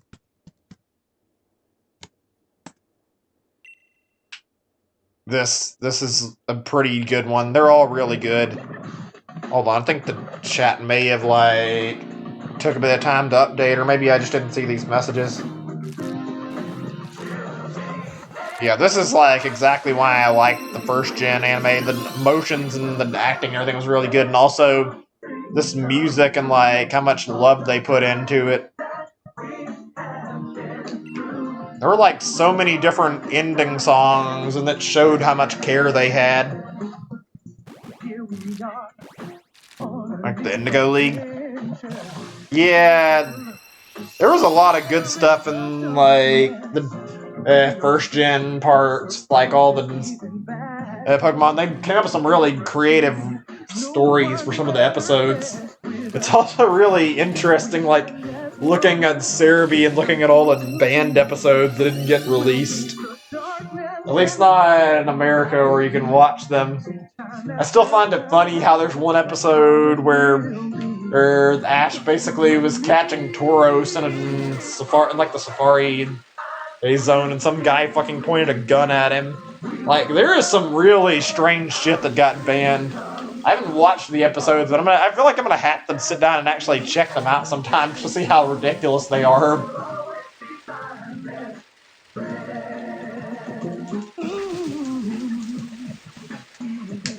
God, there were so many good episodes too. Jesus, I could I could probably name quite a few episodes that were really, really interesting, that were like worth watching. I'm not sure what my favorite is though.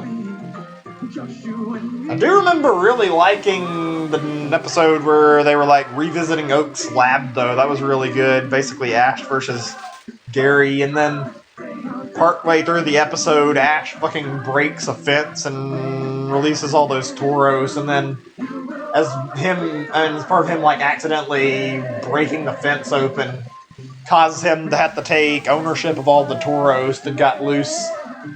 Fucking somehow Ash managed to adopt 30 Tauros in like one episode.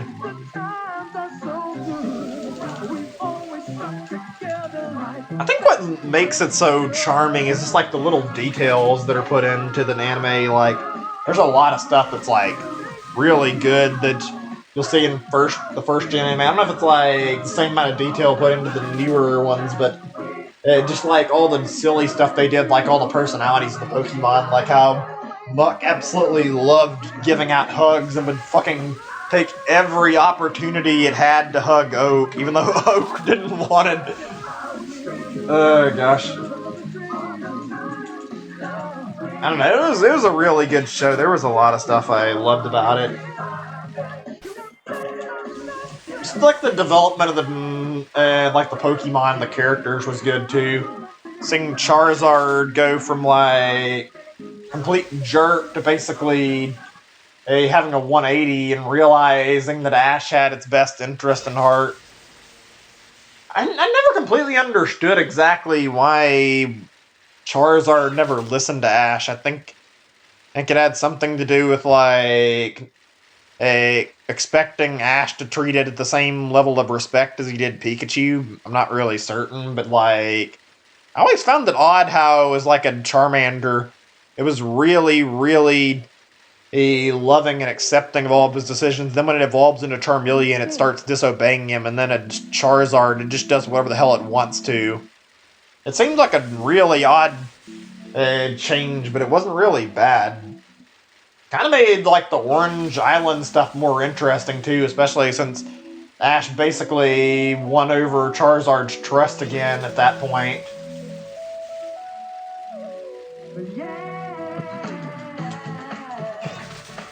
Let's see if I can remember some more of these. Oh yeah, I was mentioning like the band episodes. There was like one of the band episodes I remember seeing in like the Cerebi stuff where James was like cross-dressing and he had weird, creepy-looking fake boobs on it. Like, Jesus, it's no wonder some of these episodes got banned. What the fuck was going on with the writing in some of these episodes? It's not to say they were necessarily bad, just like, what the hell? There were some weird episodes, though, like, not even like in just the band episodes, like, remember the episode where fucking Tentacle and Tentacles got angry and fucking took over a city? That episode was really fucking bizarre. Like, I'm just wondering where some of these plot lines were even thought up at. They're just really bizarre.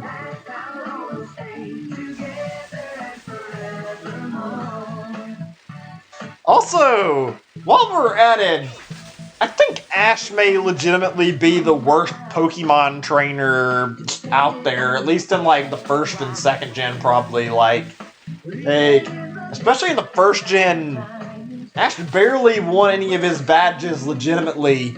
It's like every time he went through a gym leader, he got a badge out of pity. He basically fucking cheated during his battle with Brock when he turned the sprinklers on, and Misty gave him one without the battle actually ending. I think he got one from Erica for, like, helping put out a fire. I mean, I guess that's a noble enough cause, but still, like, most of his badges weren't even him actually beating the gym leader. I'm not sure if Gary's any better, though, when you look at the way the anime presented him. It's like, you look at Gary's character, and then you especially look at, like, the episode about Ash going to Viridian City and fighting against Team Rocket for the gym badge. Like, Gary opened up his badge case and he had 10 badges, and it's like, we all know there are only 8 gym leaders and 8 badges in total you can get in Kanto. So, starting to think Gary may have had some fake badges that he made up to, like, try and get into the league. Because, like, we all saw Gary get his ass spanked by Giovanni. And then it makes you wonder just how many of Gary's matches he actually won. How many of them were just fakes like that.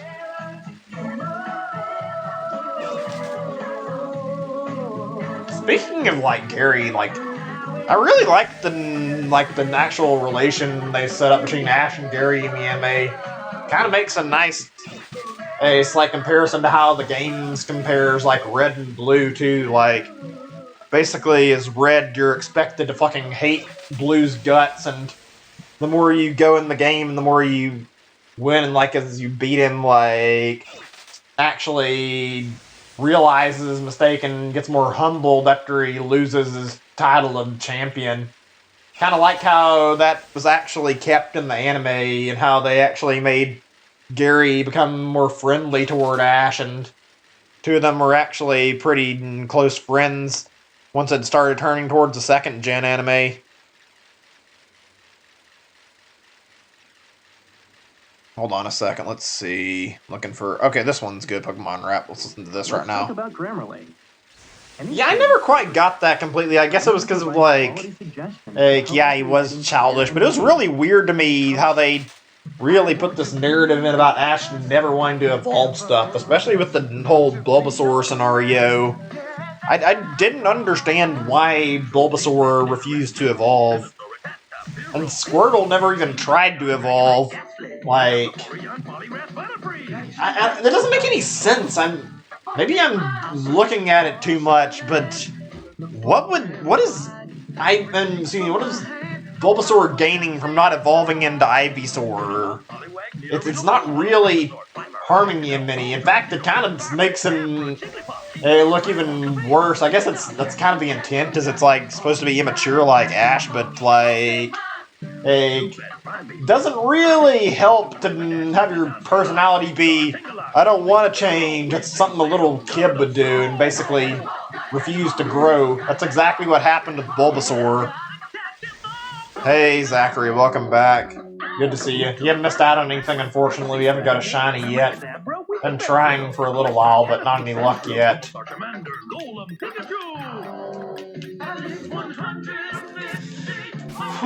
I could talk about the anime for all. It's pretty good, honestly. There was a lot of good stuff in Pokemon anime. I'm really needing to sit down and, like, watch the current anime at some point. I've been meaning to. It looks pretty good. Apparently, the new episode, or one of the newer episodes they showed for, the Gen 8 anime was having Lance fight against Leon, which sounds like it'd be really, really interesting. I don't know how that turns out either, but I'm kind of interested in... I need to check the animated shorts they've done too, but I really want to see how Leon is actually, like, shown off in the anime, and I want to see Ash fight him and win too, especially since at least in the games you get the fucking vibe of, like, looking at Leon that he's an overconfident ass who fucking and believes in his team, like, way too much. I won't lie, his team is really strong, but, like, the fact that while you're basically preparing to fight him in the championship battle, and he's fucking talking about how he's going to beat you and bragging before the match even starts, it's like, bruh, you need to shut the fuck up right now. It's like, it makes you want to trash his team that much harder. He's probably the most stuck up out of all the champions. I mean, he's not really that bad in terms of like his in-game personality, but he really shows how he thinks he's undefeatable with his attitude. Hey Wayne, welcome back. Good to see you. Honestly, that would be like a really sweet way to see Ash get a like even better league victory if he participates in like the Pokemon League and the Gen 8 anime.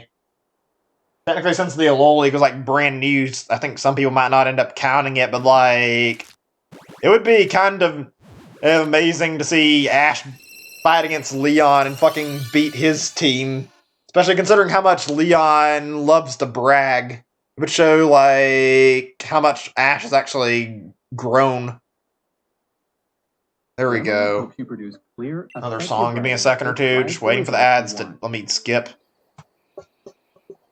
Hey, Wayne. Good to see you. I can already say that. My bad if I repeated myself.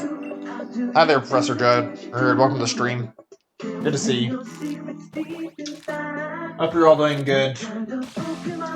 Just going through this. Not really had any activity with the shiny, unfortunately, yet. Been just going through these eggs. Been really slow. Things have been going alright. We've been having fun discussion on the Pokemon anime for a little while. Talking about anime in general for a little bit, too. It's been fun.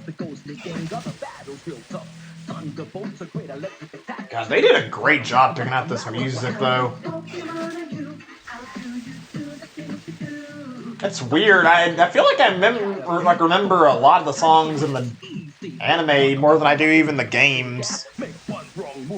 You almost got injured. You talking about the car thing, or are you talking about like a different thing? I mean, that car thing sucks, though. I hope your tire gets fixed relatively soon.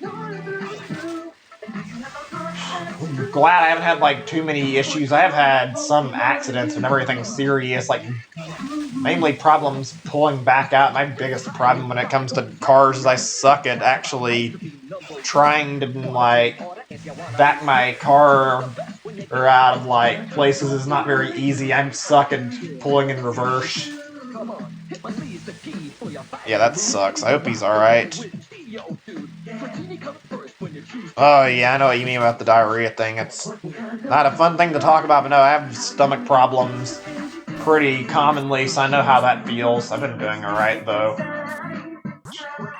I feel like people who can, like, get on the toilet and then come back within, like, 5 minutes are incredibly lucky to be able to get done taking a shit that fast. I hate to, like, diverge the topic into this for too long, but, like, I can never be lucky enough to take that long, or take that little time on using the bathroom. Whenever I go to the bathroom, it's almost guaranteed to be like 20 minutes or more. It takes a while to finish using the bathroom. Not the same for going to pee, obviously. That's a lot easier to get out of your system, but like, it isn't. I don't see how you can be that fast. I have to sit there and make sure I'm completely done using the bathroom, and then wiping alone takes another 10 minutes at least.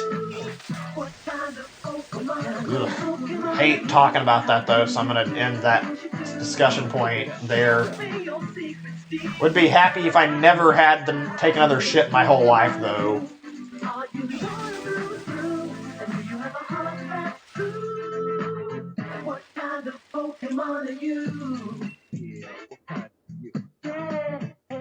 Let's go to the shot that I fired.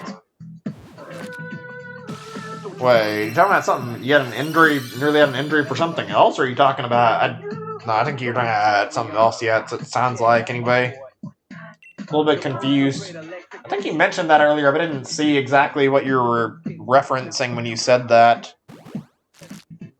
I've had some really nasty things happen in my childhood that I can remember. Or at least, actually, hold on a second. Let me think that over. I remember one immediately. Really, well, no, there's two I can think of after all. Namely, one of them being probably my dad because he's a total fucking asshole, and the other one was more of an accident, but still really bad. I don't remember how old I was either. I can talk about it a little bit. Hold on a second. Let me find a song to play while I'm doing this. I think we've gone through most of these already, so let's do the Viridian City song. There we go. Turn this down just a bit, too. There was, like, an accident when I was, like, younger. I want to say, like, 10 to 12 or something, though, with my brother and me. It was, like, when one of our cousins was visiting or something, but they were riding on, like, the four-wheeler we had, and I was trying to catch up to them, and I don't know how, but my older brother accidentally, like, ran over the back of my legs, and it was, like, excruciating pain. I was lucky I didn't suffer, like, any actual injuries, but, like, had my legs ran over, and it was fucking awful feeling. I don't even know what to say about it. Like, I like don't remember like extremely well everything about it, but I remember like being really sore after that. The other thing I can remember that was really bad was I was talking about my dad and how nearly did something really bad to me when I was younger.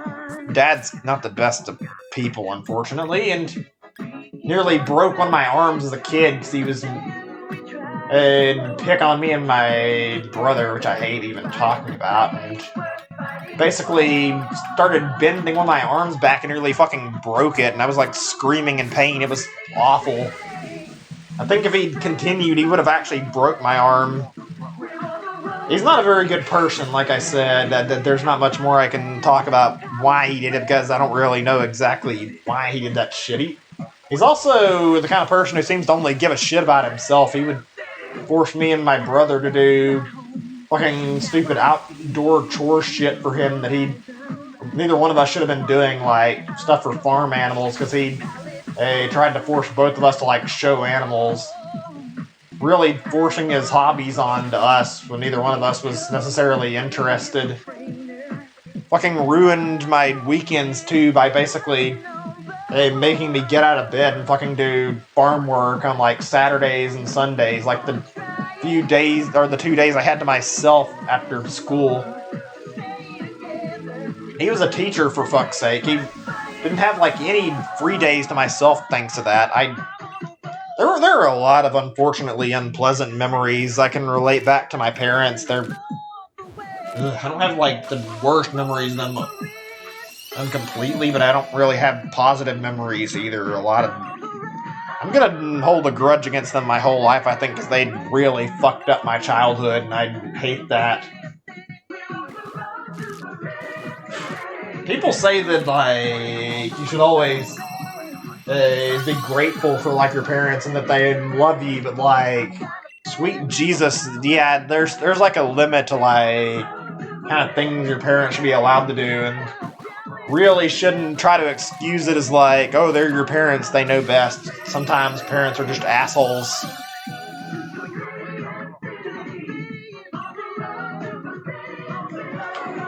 Let's try to get on a better topic. It's so dark though. Let's see. What can I even talk about?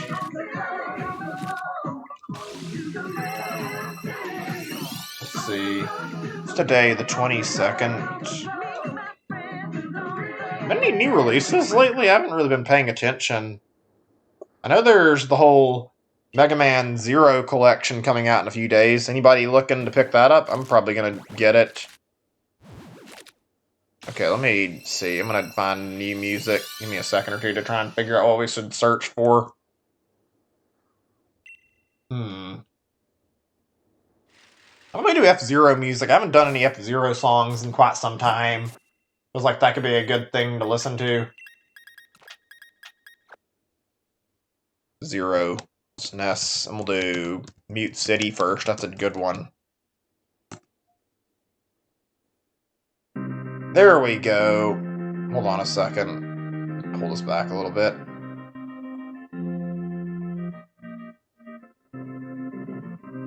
I guess that's good. Okay, there we go.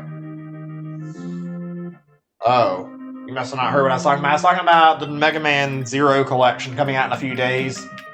It's coming out on Switch, Mega Man Zero and Mega Man ZX collection.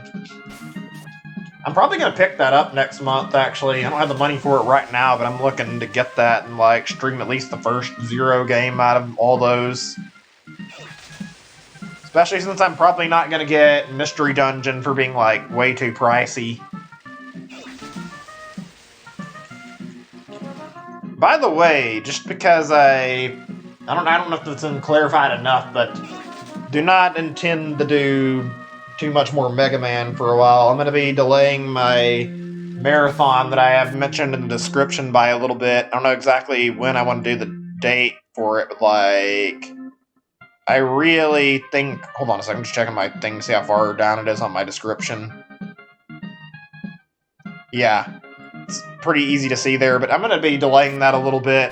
I don't think I'm going to be ready for it. I've been a little overloaded in terms of Mega Man games lately. I'm pretty much going to be playing, like, I guess, like, 2 more Mega Man games, and then I'm going to take a little bit of, like, a 3 to 4 month break from them, maybe longer, but basically, next Mega Man game I intend to play is Mega Man X3, because I haven't finished that. That's the only X game I have left, and then we start Mega Man Zero, and then once I get in the mood for it, we'll do Mega Man Zero 2 as well. And I don't know, actually, I'm like thinking this over a little bit. We might do Zero 2 before we stop and do a break, honestly. I have interest in doing at least 1, if not 2, of the Zero Collection games. I have other stuff I want to do before we start on our marathon, though.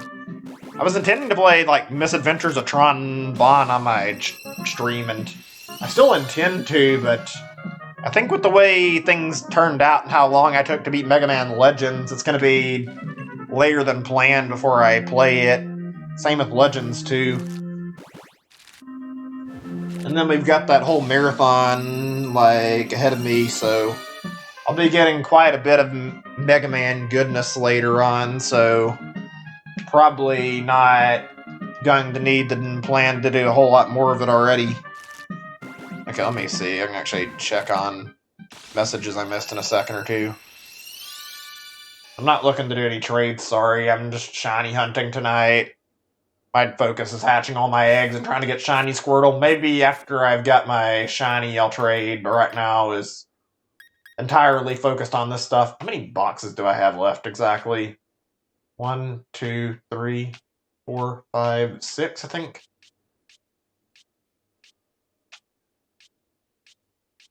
Yeah, it looks about like 6. Okay, just checking. If I get my shiny soon, then yeah, I can do some trades if we really want the squirrels, but like, right now, there's not exactly a high probability of it. Okay, new music, give me a second or two. What to play. There's gotta be some other stuff. Maybe I'll have to search the soundtrack. You'd think, like, the really big and easy to identify, like, really well-known F-Zero music would be in the sidebar, but nope. Here's one. God, F-Zero has a good soundtrack. Wait a second, I recognize this a little bit. Is this, like, the same thing they used to make, like, that new song in Smash? It sounds like it. The one that's, like, got actual lyrics to it that was written for Ultimate. If you guys never heard that, which I think you do, then... Or at least I think most of you guys probably do, but, like... I can play that next, actually, since... It'd be something good to listen to. It's still F-Zero themed. Again, I'm not really looking to do trades right now. Maybe after I finish, so no Kyurem trade either right now. How did I get so many eggs? It's not that hard. I just got my Squirtle in here and used my 6 IV Masuda Ditto here to, like, sit down and produce the eggs and keep collecting them for, like, a few hours and take a break and honestly go and make sure I go and get everything ready so that I could, like, have all these eggs prepped in advance. It took a while to get 300 eggs, but it was still something that wasn't too hard to pull off. It's really just a time commitment. It's not really that bad, really. It's a matter of being persistent. Let me see. Probably the Ditto has been through quite a bit, although this is a different Ditto than the rest of my hunts, so it's getting an experience at this actual. Seeing now this Ditto's getting an experience of the Squirtle as the first Pokemon it's been bred with. Okay. I'll check the message and just your message in a second, Wayne. Yeah, I have a Discord, although, to be honest, if you're gonna join the Discord, I'd prefer you join to actually conversate and, like, join in on the streams, but it's whatever, I guess. I prefer not to have people joining just to do trades, because I'm not really looking to do these streams for the sake of trading. My focus is my shiny hunt, after all.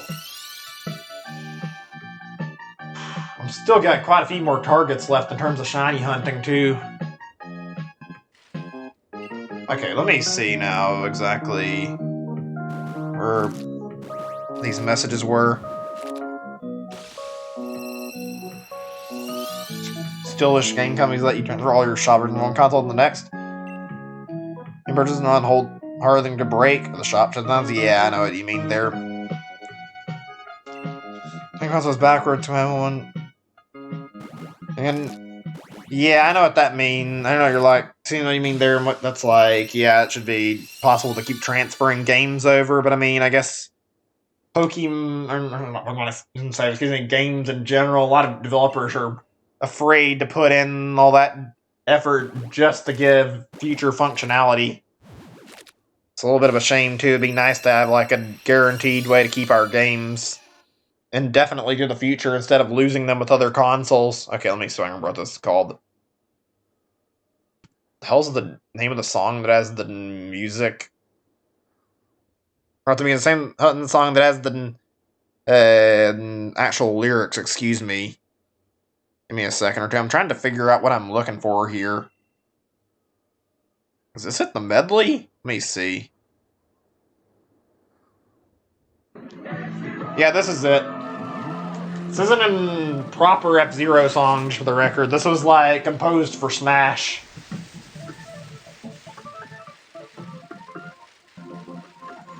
Maybe once I get done with the game, because to be honest, as much as I don't mind trading, my primary focus is to get my shiny hunts over. Kind of dwindling down into the numbers where I don't have as much to worry about in terms of shiny hunts, and I'm trying to finish off what's left. Wouldn't mind getting my Pokédex done, but not at this exact point. After I get done with this, I'm planning to go after fossil Pokemon, so that's my next big goal. Also, you can ask the chat. I've mentioned how after I'm done with this, I'm targeting Celebi and Mew as I'm hunting fossils. So that's going to be a fun time. I would do Jirachi as well, but I don't think I have my GBA anywhere where I can even find it. And Jirachi's kind of a pain in the ass compared to the other two. Literally every time you want to hunt Jirachi, you have to fucking make a new save file. Basically, reset your... I think it's compatible with all the Game Boy Pokemon games, but yeah, I'd reset your save file and keep trying to transfer Jirachi over, and if it doesn't have the shiny color, then you have to reset the entire save, which is like, yeah, that's not really a fun idea.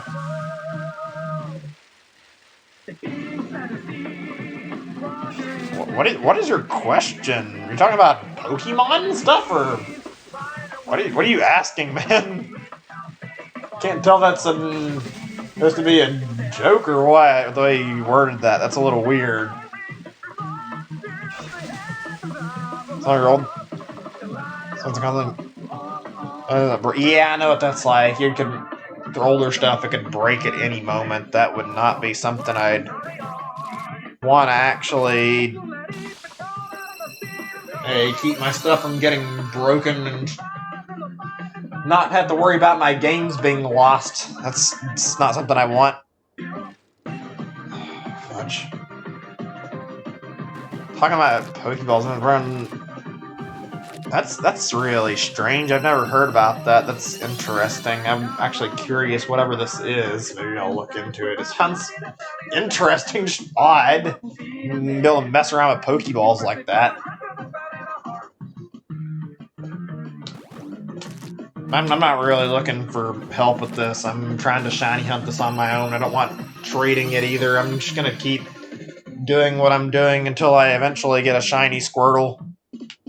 Unfortunately, there's no guarantee this is gonna happen tonight. In fact, the rate we're going and how many boxes there are, I guess it's about 180 or something, but yeah, we're pretty close to halfway done with what we've got on here, so not exactly looking like there's going to be a shiny tonight. Could be wrong, though, considering, I don't know.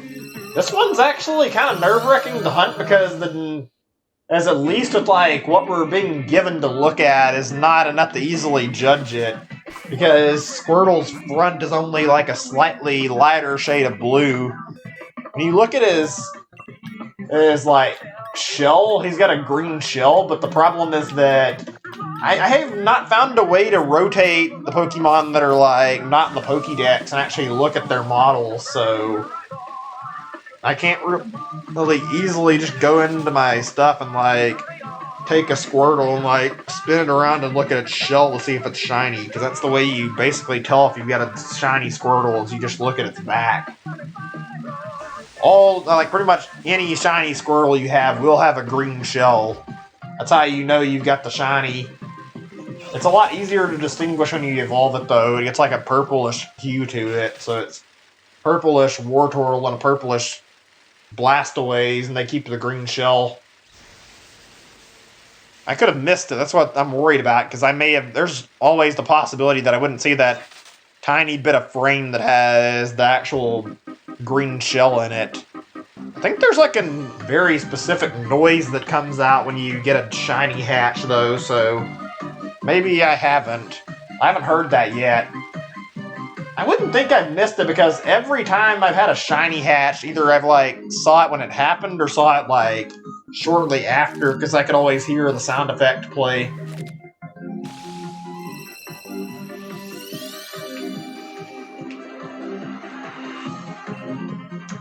Well, so much for having any possibility of doing the bonus game tonight. There's no way in hell. I mean, I was expecting maybe if my internet hadn't screwed up on me. What you say? As I doesn't sleep with each other, beds and rooms. It kind of depends the way you're asking that. Like, I don't know. Well, actually, I haven't been in that many relationships, unfortunately, but yeah, I'd say honestly, if your SO doesn't want to sleep in the same bed with you, doesn't want to like be in the same room with you, it's entirely possible there might be a problem with the relationship, and you might need to like talk it out with them. Maybe I'm wrong. Maybe there's more relationships where people do like to have their own separated rooms, but most couples I hear about do share everything, including their bedroom together, so I would expect it may not be the sign, like a sign of a healthy relationship if they're staying in a separate room. Kind of a little different when you're talking about like older couples though, since my grandparents stay in separated rooms. I think that's a little more understandable. They probably need the space to be from each other. We're just trying to make conversation, man. I don't know why you're acting like there's a problem with the topic. You want to bring up a topic to talk about, you're more than welcome to, but like keeping from getting no topic and nothing to talk about, so I'm reading chat and answering any questions I see, as well as like trying to think of my own topics to talk about. Should check into it. I don't know. I'm guessing you're asking about a personal experience, or I can't tell for sure. I don't know what you're really trying to say there, but also, like, if you're saying it's actually like a relationship you're in that's got this problem, then I would say it depends on how long it's been since you've been in the relationship, too. If you're only in a relationship with somebody for like a month or two, then there's still a very realistic possibility they wouldn't want to share the bed with you, and they'd want to make sure they've been dating you long enough they actually know you, and then by the time you're more comfortable with each other, then things might start moving along those lines and start my staying in the same room and whatnot. But it's like a first month, I could see how there would be hesitance to sleep in the same bed. It's like an actual long relationship, though, and your partner is like sleeping in another room. Yeah, I'd say maybe try to talk to them and try to maybe see if you can figure out why they're staying in another room, and if it seems like there's a problem, maybe suggest relationship counseling. Obviously, that may not be the best idea. I don't know. If you did, you'd have to be really careful about bringing it up, because I'm sure they might get touchy about it if you bring up counseling. But yeah, I would at least try to ask them about it, and if you can't find a way to approach them, can't probe them for questions about why, then maybe talk to somebody who can give you a suggestion on how to actually approach the subject, like a psychiatrist. I don't know what else to tell you. Or if you know any of their friends, ask them maybe, but it's entirely possible there's a problem in the relationship. I'm not a relationship guru, but I mean, sounds like a pretty reasonable thing to do, honestly.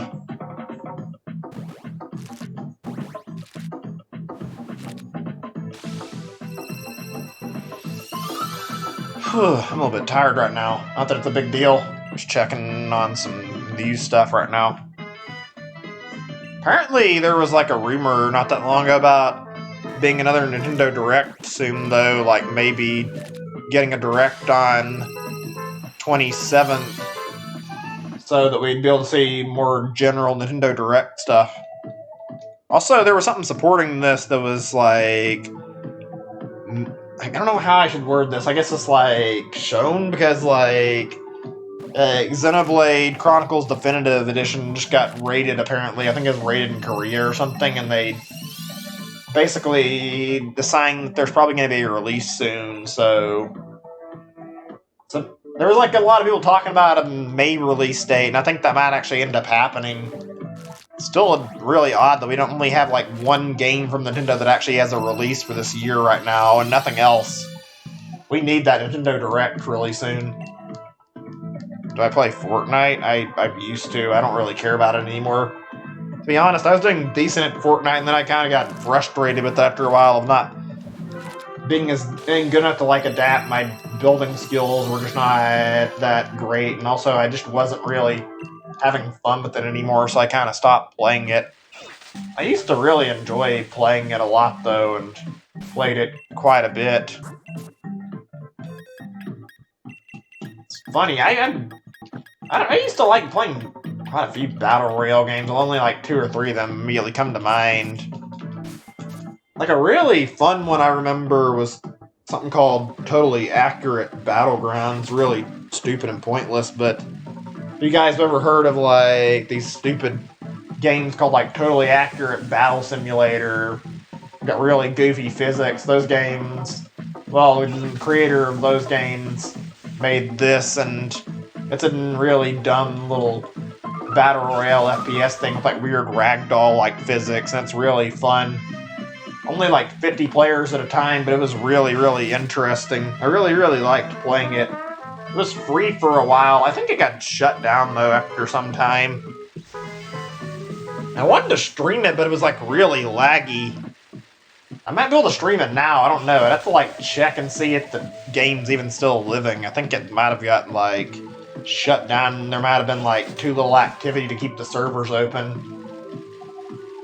Last time I was wanting to stream it, I had a lot weaker of a computer, so I might be able to stream it if I tried now. I never played PUBG, though, I can say that much. I guess, I haven't played too many, but I played a few of the Battle Royale games. At this point, though, I don't really care as much. They're kind of a dime a dozen. Everybody knows what Battle Royale games are, and they're not really...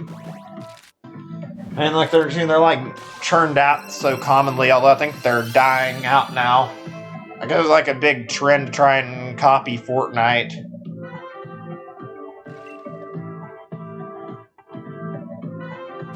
I looked into Apex Legends a little bit, but I don't think I really care about that too much. One thing I found really interesting in like regards to Battle Royale was that apparently there was like a new game mode in Counter-Strike Global Offensive recently, like, I don't know how long ago, but they made like a Battle Royale mode for that. Like, I feel like every dev is just trying to tack on Battle Royale to their stuff now so they can get more attention. Hold on a second, my nose is bothering me.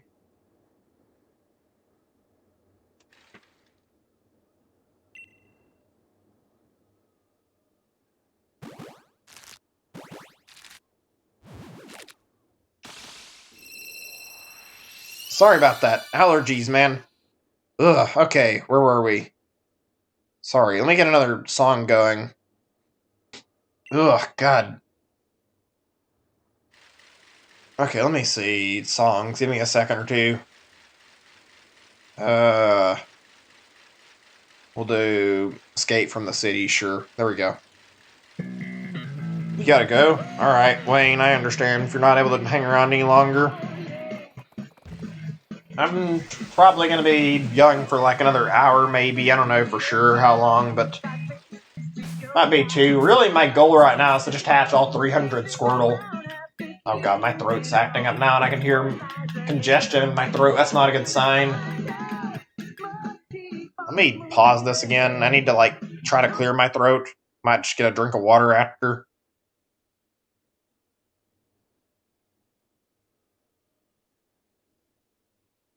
Okay, I think I'm alright now. Not perfect. Hopefully we'll be good. Ugh. Allergies, man, they fucking suck, honestly. Okay, there we go. Also, no, I don't have a shiny Litten. Not yet, anyway. I'm planning to hunt for more targets later. Right now, the goal of this was more for one particular purpose I wanted to use in the story. I was trying to finish my shiny team alongside some other stuff I wanted, like, I haven't done too many targets for, like, Pokemon I wasn't putting on my team of 6, though. I think the only ones were Scorbunny and Slowpoke in terms of, like, shinies I wasn't playing to battle with. Squirtle's gonna be, like, a Pokemon that I'm training through, like, EV training and keeping the IVs it's bred for destroying Leon's team. I want to try and wipe out his team with, like, just a single Blastoise that's properly EV trained. I could probably do it with, like, without any EV training, but it mean I'd go to, like, level 100 or whatever and probably make it too much of a joke. I'd rather humiliate him with a well-trained Blastoise. Especially considering how much love Charizard got while the other two got shafted for quite some time. I didn't even play Gen 7, though, to be honest. I kind of like the starters a little bit more than I did saw them originally, but yeah. I didn't like the look of them too much. I didn't like the look of Gen 6 or 7, and so I skipped out on those. First time actually having any experience like any of the Gen 7 starters. Planning to hunt after Rowlet and also after Litten once I get my shiny charm, though.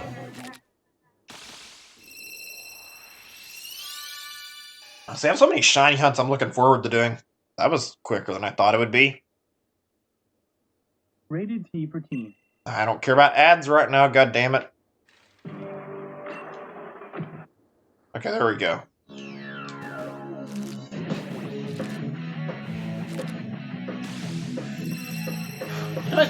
Maybe it's just me, but it feels like there hasn't been a lot to talk about in terms of, like, game news right now. Just in general, we got Animal Crossing, but I mean, that may be very well it. I'm not really certain. I'd have to, like, check, but, like, it's been relatively quiet with, like, new releases. Kind of a shame, too, because there's a lot of stuff that I would be interested in. There's nothing I can think of that's, like, really big. Dreams got released on PS4 properly not that long ago, but yeah, I don't feel like been anything like really noteworthy I've wanted to talk about. It's been really silent. Hope that the build up to E3 this year will be really good.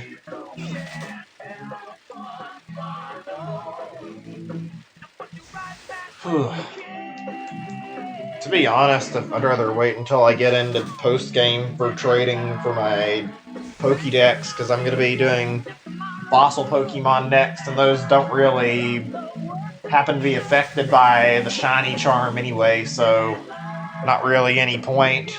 I regret not bothering to wait until post game to gather the fossils, but I already have them together now, so it's not like it's going to matter anymore.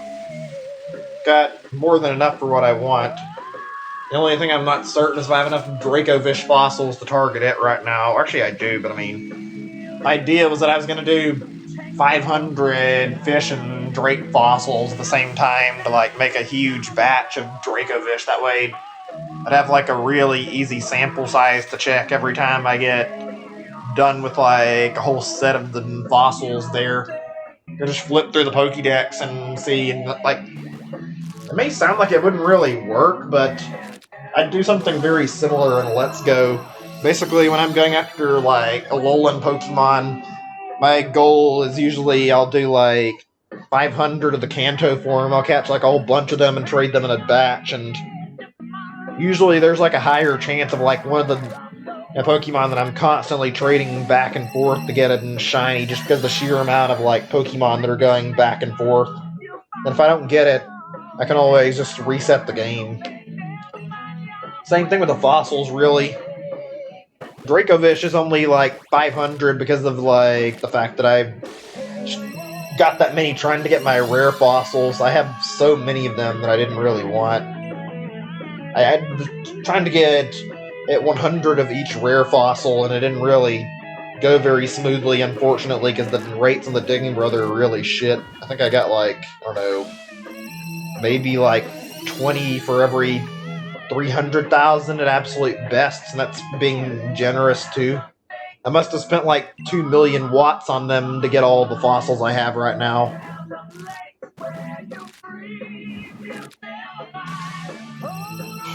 First targets for the fossils are going to be like Dracozolt, Arctovish, and then Dracovish, so once I get into post-game, all I need to do is just get my hands on another set of 100 Burden Dino, excuse me, yeah, Burden Dino fossils, and those will be utilized for getting Arctozolt, so yeah. Not really looking to get the shiny charm too soon, because after Squirtle, planning to end up going through those shiny hunts, and they won't really require anywhere near as much care about that, since I'm just reviving the fossils and they're stuck in max odds anyway.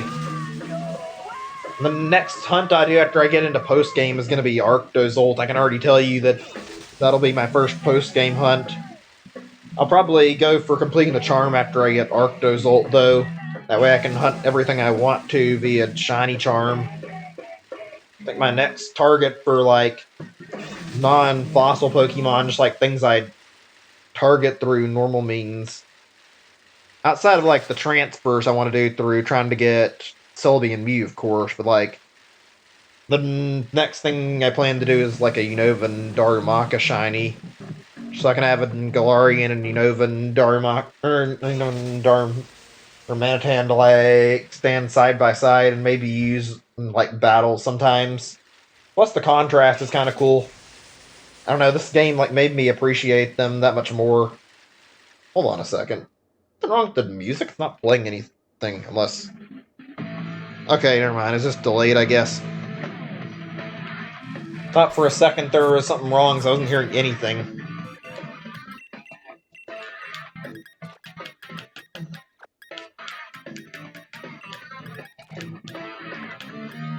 Ugh, excuse me, it's like my throat's acting up again.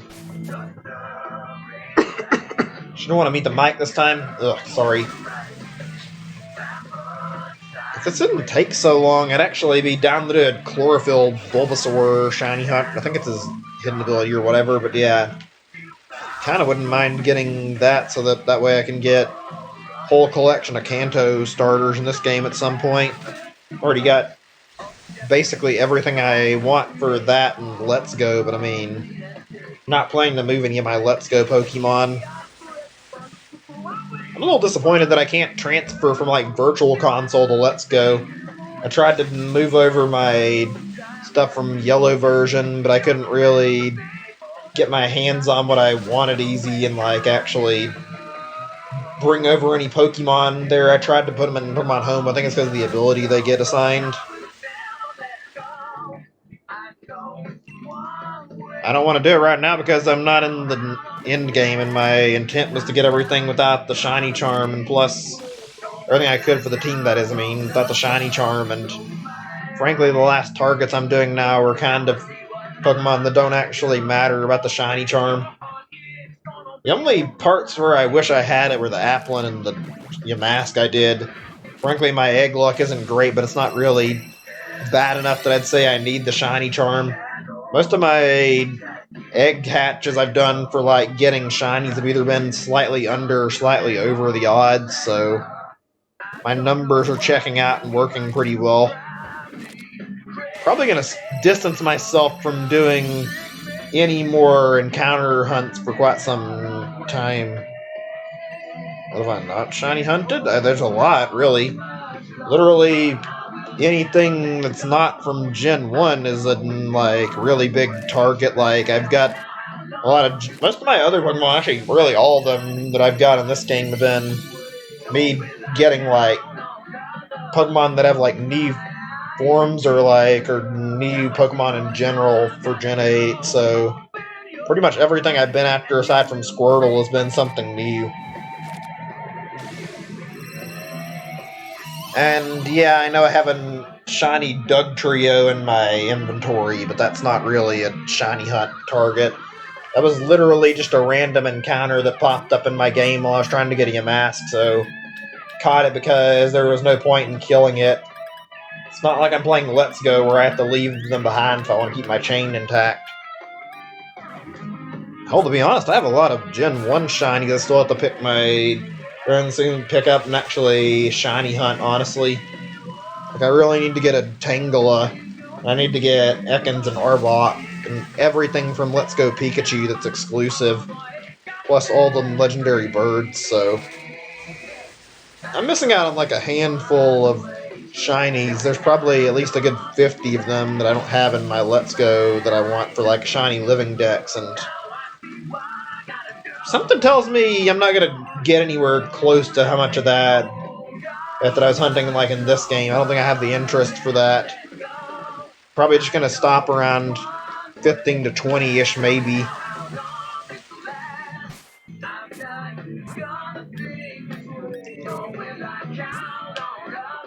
Honestly, I think once I get in the post game, yeah, if I don't go after Darmanitan slash Darmaka, I'm gonna go after probably getting my hands on a Chandelure like via Litwick. Kind of feel like I want to upgrade my egg hatcher to a shiny egg hatcher for the heck and the sake of having one. Actually like having this a lot. It really depends. I'm probably going to go after shiny hunting to some extent.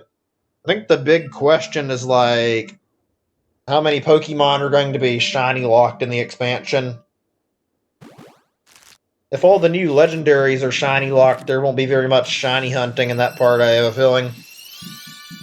I mean, there's probably some other stuff I'm forgetting about that I want to shiny hunt, though. Like, I'd like to get the other Slowpoke forms, get the evolutions and stuff like that, but frankly, probably just going to try and get the like the legendaries that are available.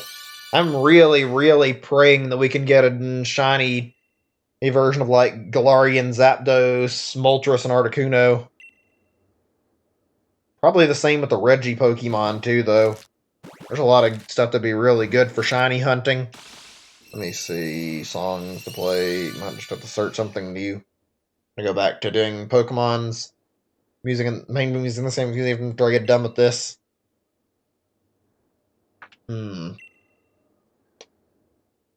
Oh, I know we can play just a second or two. Play this practically every stream or so, but I enjoy hearing this Yoshi's Island music. That's what we're going to play right now. There we go. 1 second. I'll never get tired of hearing this. Such a good song. So many great memories. This game really is my childhood.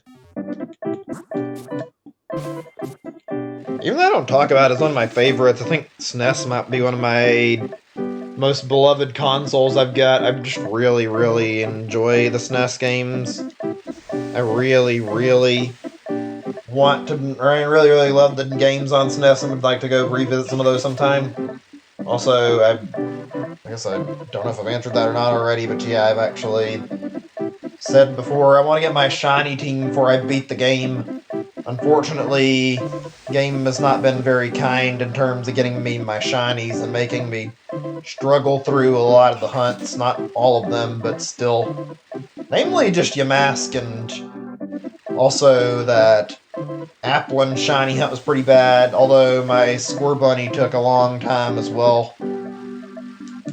Haven't had any other hunts through eggs that have been as long as Squirtle, though. Crazy, but like my first ever shiny I got via this game, I mean, like the Squirtle is literally a square shiny. That was hatched from an egg, obviously, since you can't really bother to go hunt Squirtle in the wild. But yeah, okay. You don't know my team, I can tell you, I guess. Doesn't really matter. It's not even going to be my competitive team I'm using in the end. I'll probably do a lot of changing around once I get done with the main game, but right now my team is going to be Galarian, Darmanitan, Flapple, let's see, Ringregus, Corviknight, and I think Dracozolt and Arctovish, although I might end up swapping one of those two out for a different Pokemon, to be honest. But I think Dracozolt and Arctovish will be more fun to run than doing Dracovish and some other shiny. Squirtle is technically an unofficial 7th team member for me here, because Squirtle is going to be utilized against Leon, but he'll be all on his own when he's a Blastoise. But I think Squirtle is going to be a really top-tier Squirtle here with some very, very good stats. I don't think I have too much to worry about. And I've brushed up enough on Leon's team to have an idea of what I'm getting myself into.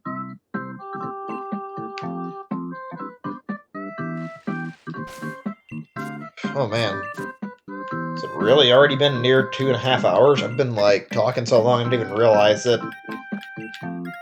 A little bit tired, because I didn't want to start this late. Just not the best way to get things going, unfortunately.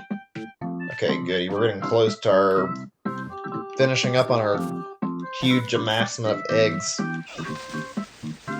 There's so much stuff I need to focus on in this game, too. Like, ugh. I kind of want to compete in the online, but I'm not even going to dare to do any online until I've at least got into post-game and can bottle cap some of my Pokemon.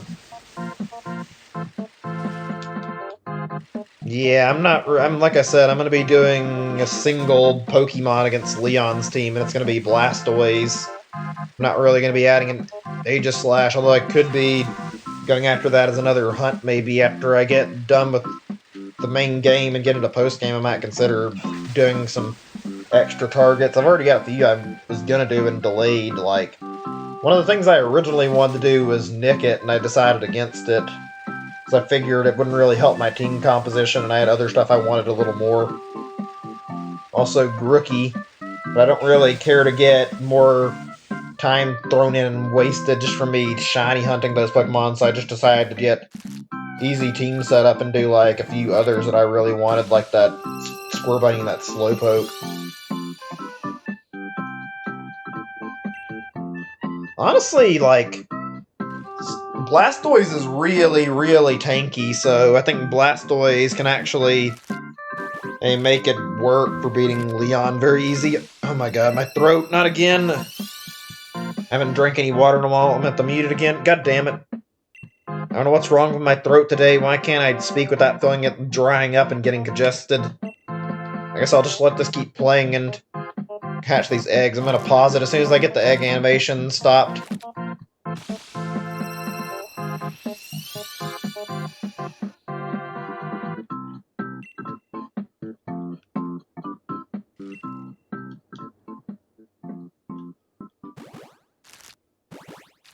This is probably the only big problem I have well, actually not the only, but like it's a really big problem I have with streaming is that since I'm talking so much and I'm not the most talkative person in general, like I think my voice gets really worn out easy from talking for a while, even though I'm used to doing longer streams, like my vocal cords can really feel the strain after streaming long enough. It gets really, really annoying, like putting up with the throat problems that arise out of nowhere, and my throat starts feeling kind of raspy, like, ugh. Okay, yeah. I'm gonna mute my microphone in a second and try to see if I can maybe cough this out of my system, maybe get some water to try and hopefully make my throat feel better.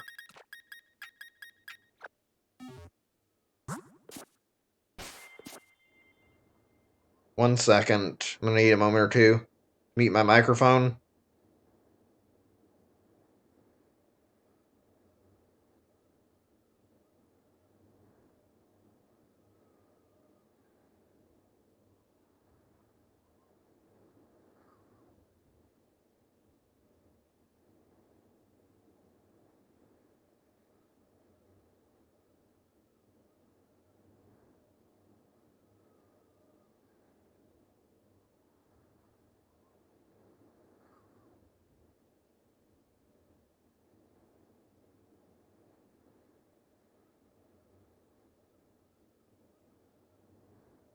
Sorry about that. Hopefully now I'll feel a little better. Throat's feeling better than it was, at least.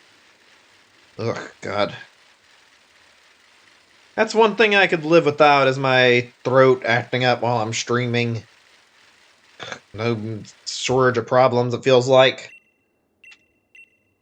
Actually, sorry about the no music. I didn't actually think about that. My bad. Let's get something playing right now. If I can find anything worth it. Here we go.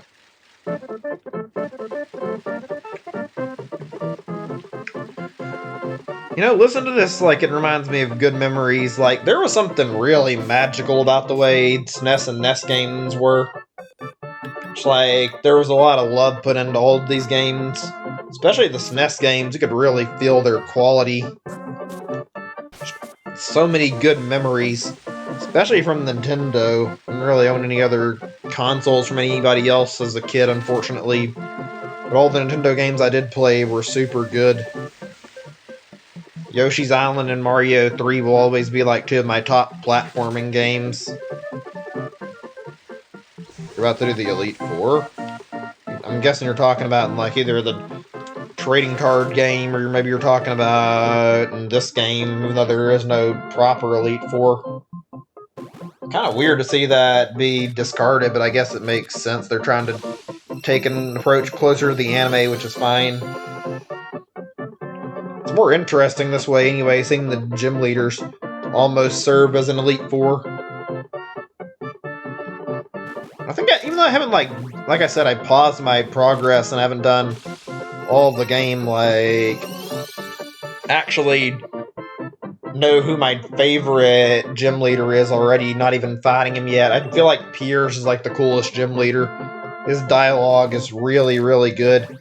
He's also a really fun character.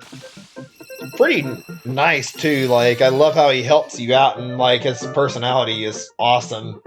Definitely the best gym leader. He even gets his own theme song, for God's sake. Everybody was claiming if we ever got a dark gym leader, it wouldn't work and they'd be evil or something.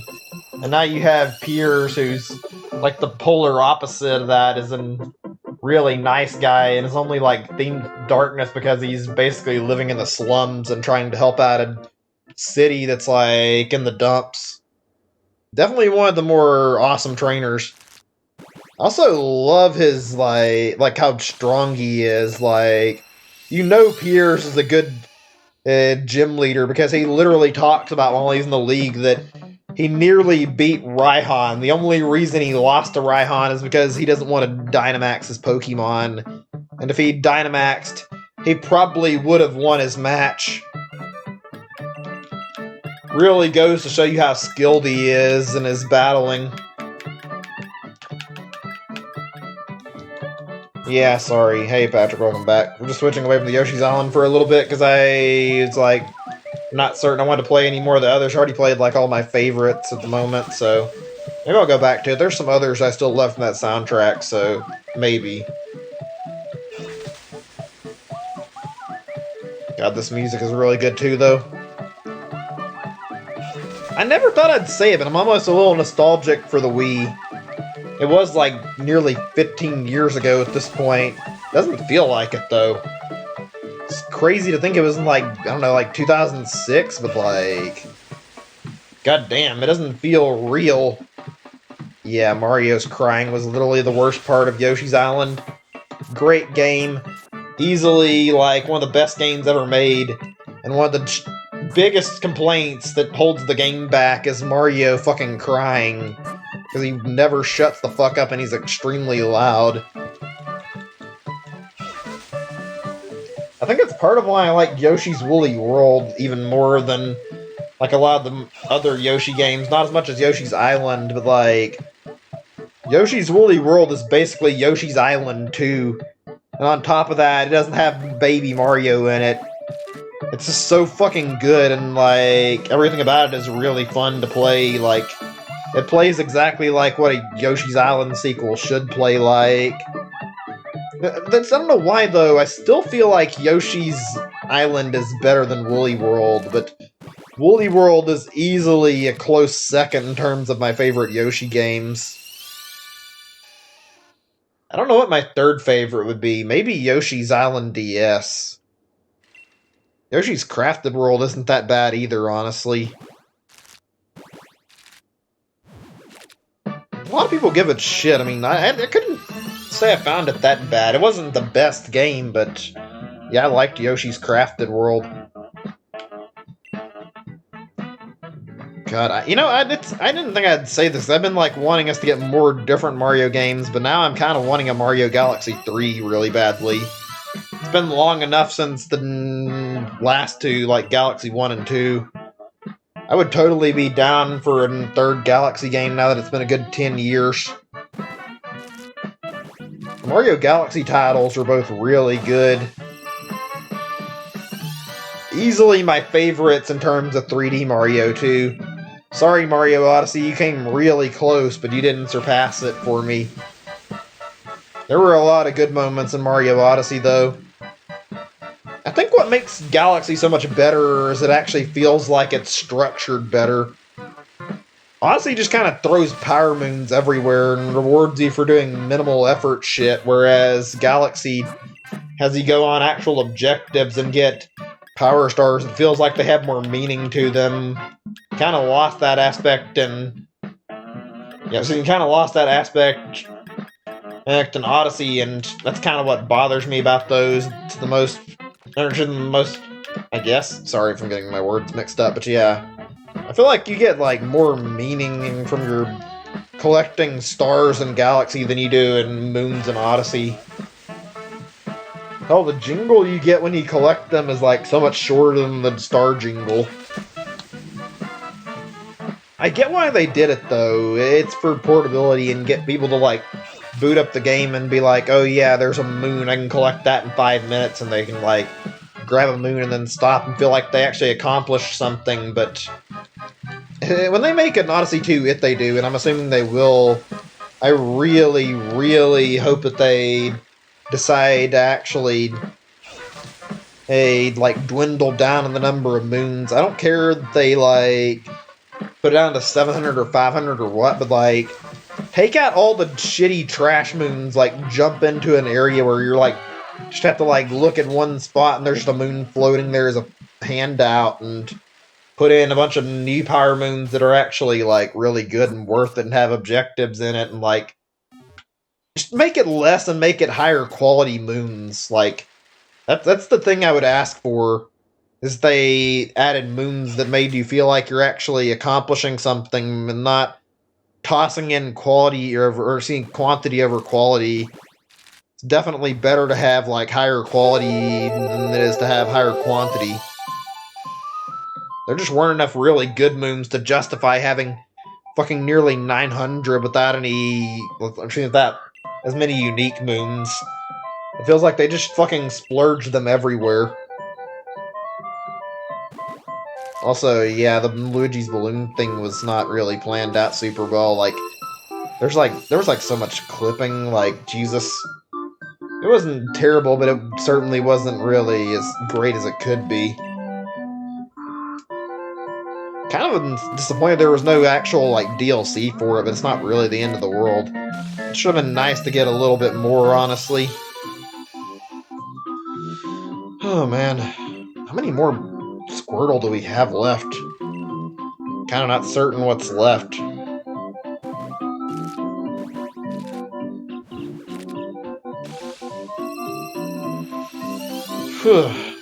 Kind of want to play another let's say platformer. That's technically not wrong, but I want to play another collectathon game now after talking about this so much. Good thing I already know what some of my games I plan to start on next are. It's gonna do a Spyro game, and for the record, it's not a reignited trilogy game. It's like a really old one. Once I get done with that, we'll do Spyro 2, but hopefully Spyro 2 will really scratch that itch. Spyro games are really good, honestly.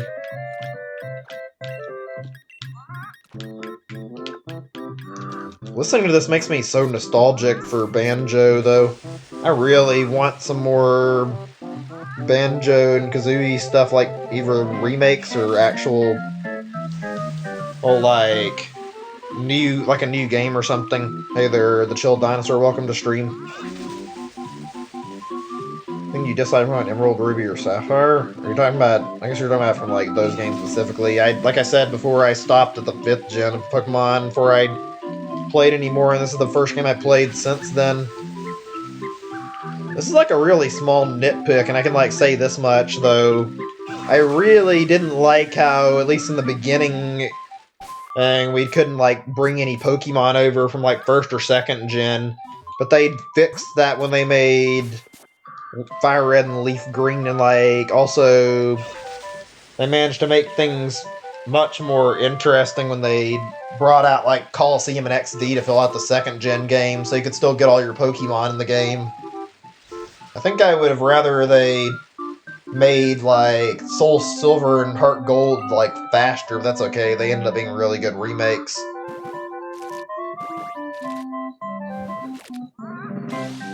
I don't know, I think 3rd gen was like the last Pokemon gen I can remember I really got hugely into, although I remember 5th gen being really good because of the story. Also, I'm not really looking to battle right now. My team isn't ready. I don't have any like Pokemon EV trained, or that's not going to have really terrible IVs right now, unfortunately, so wouldn't really be a good idea to go into battling right now. Besides, I'm not really looking to go into battling right now.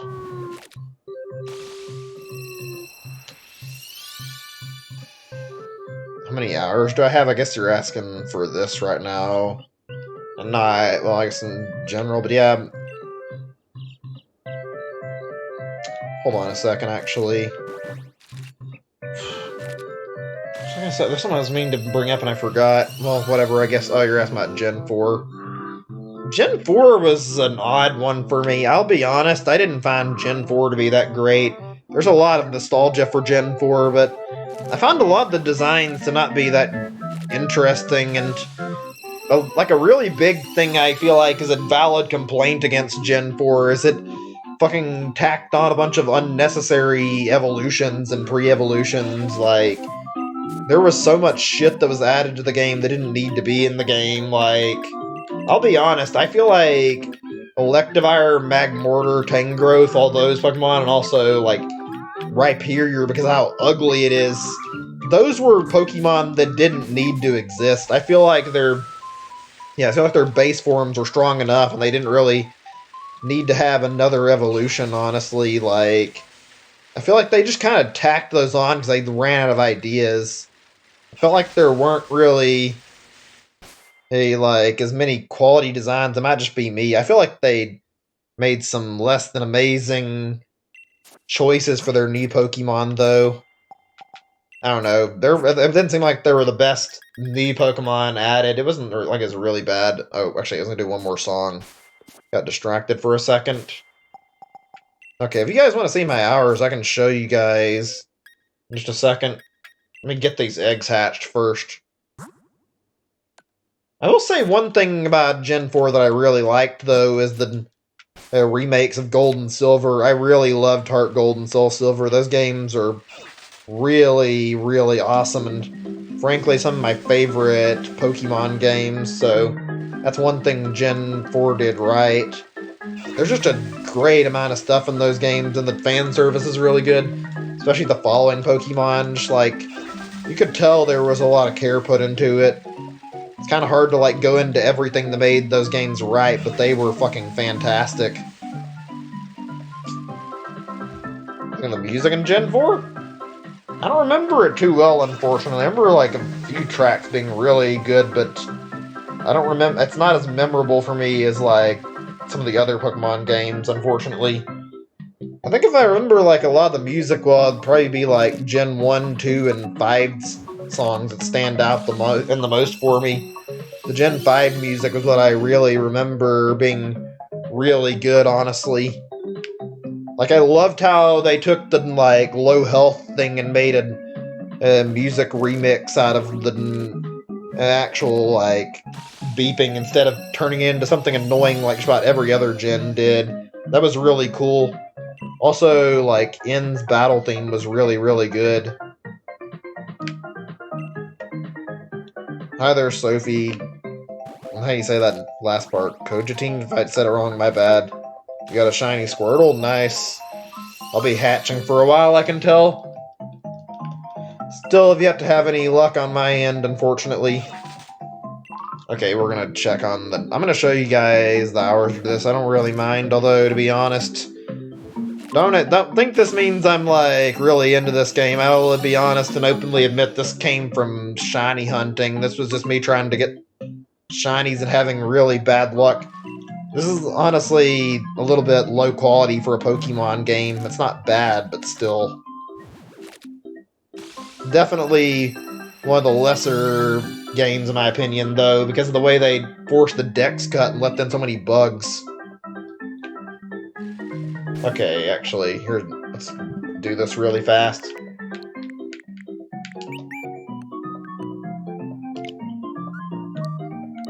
Okay, profile, there it is. Gee, I've got a lot of hours. Most of this was from me going after, or like, Applin and trying to get Applin. That took me like a whole month to get shiny Applin. It was fucking awful. Been more hours logged in this, though, because I've been doing, like, shiny living decks. I've spent a lot of time in Let's Go. Also a lot of time battling, so I have a lot of hours in it. Still not done with it. It's going to take a while. I blame Joy-Con drift for slowing me down. Hey, Omar Live. Welcome to stream. Good to see you, man. It's been a little while. Been going after shiny Squirtle for a little while. Not really had any luck just yet. Alright, I guess we're not going to be too much longer, thankfully. Starting to worry this is going to take like 5 hours to get all these eggs hatched, because part of my goal was to like hatch all these before I stopped. We've got like 4.5 boxes of Squirtles left, though. That's a relief. Also, since I mentioned like the Mew and Celebi thing earlier, I actually did pick up a copy of Pokemon Ultra Sun just a little bit ago for like transferring through Pokemon Bank to get on Pokemon Home, and I've gotta say I'm not impressed with what I've seen so far. It's super handholdy and kind of annoying how long the tutorial is. It takes like a good 10 or 20 minutes before you can even move along at your own pace and go to the Pokemon Center. The game's like basically forcing you down this incredibly streamlined path, and I don't really like it. It's not like it's entirely good here, but still. Ugh, fuck.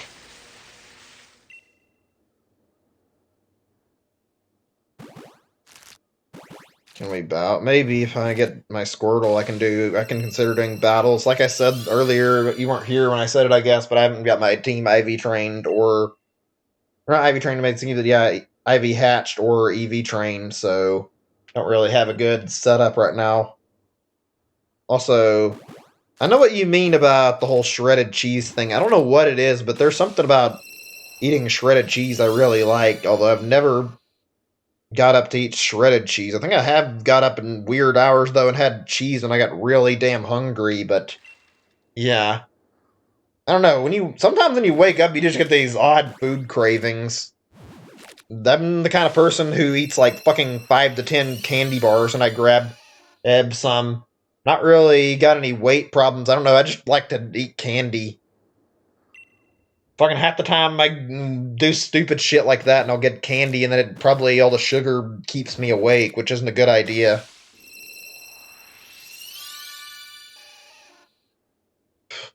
Okay, right. So I was gonna get the music back on. After this, we'll do that.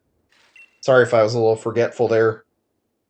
I really have bad sleeping problems. I need to like break my sleeping schedule problems. I tend to find myself going to bed at like 2 to 5 a.m. sometimes, and it's really nasty just because I constantly find myself doing shit like prepping for these hunts. Yeah, I've done that. I think it's part of what I've said this before. It's something I'm not proud of or happy about, but I ended up having my sleep schedule get so bad for a while I got insomnia, and I had to get like on a sleeping pill to fix my sleep schedule back to normal.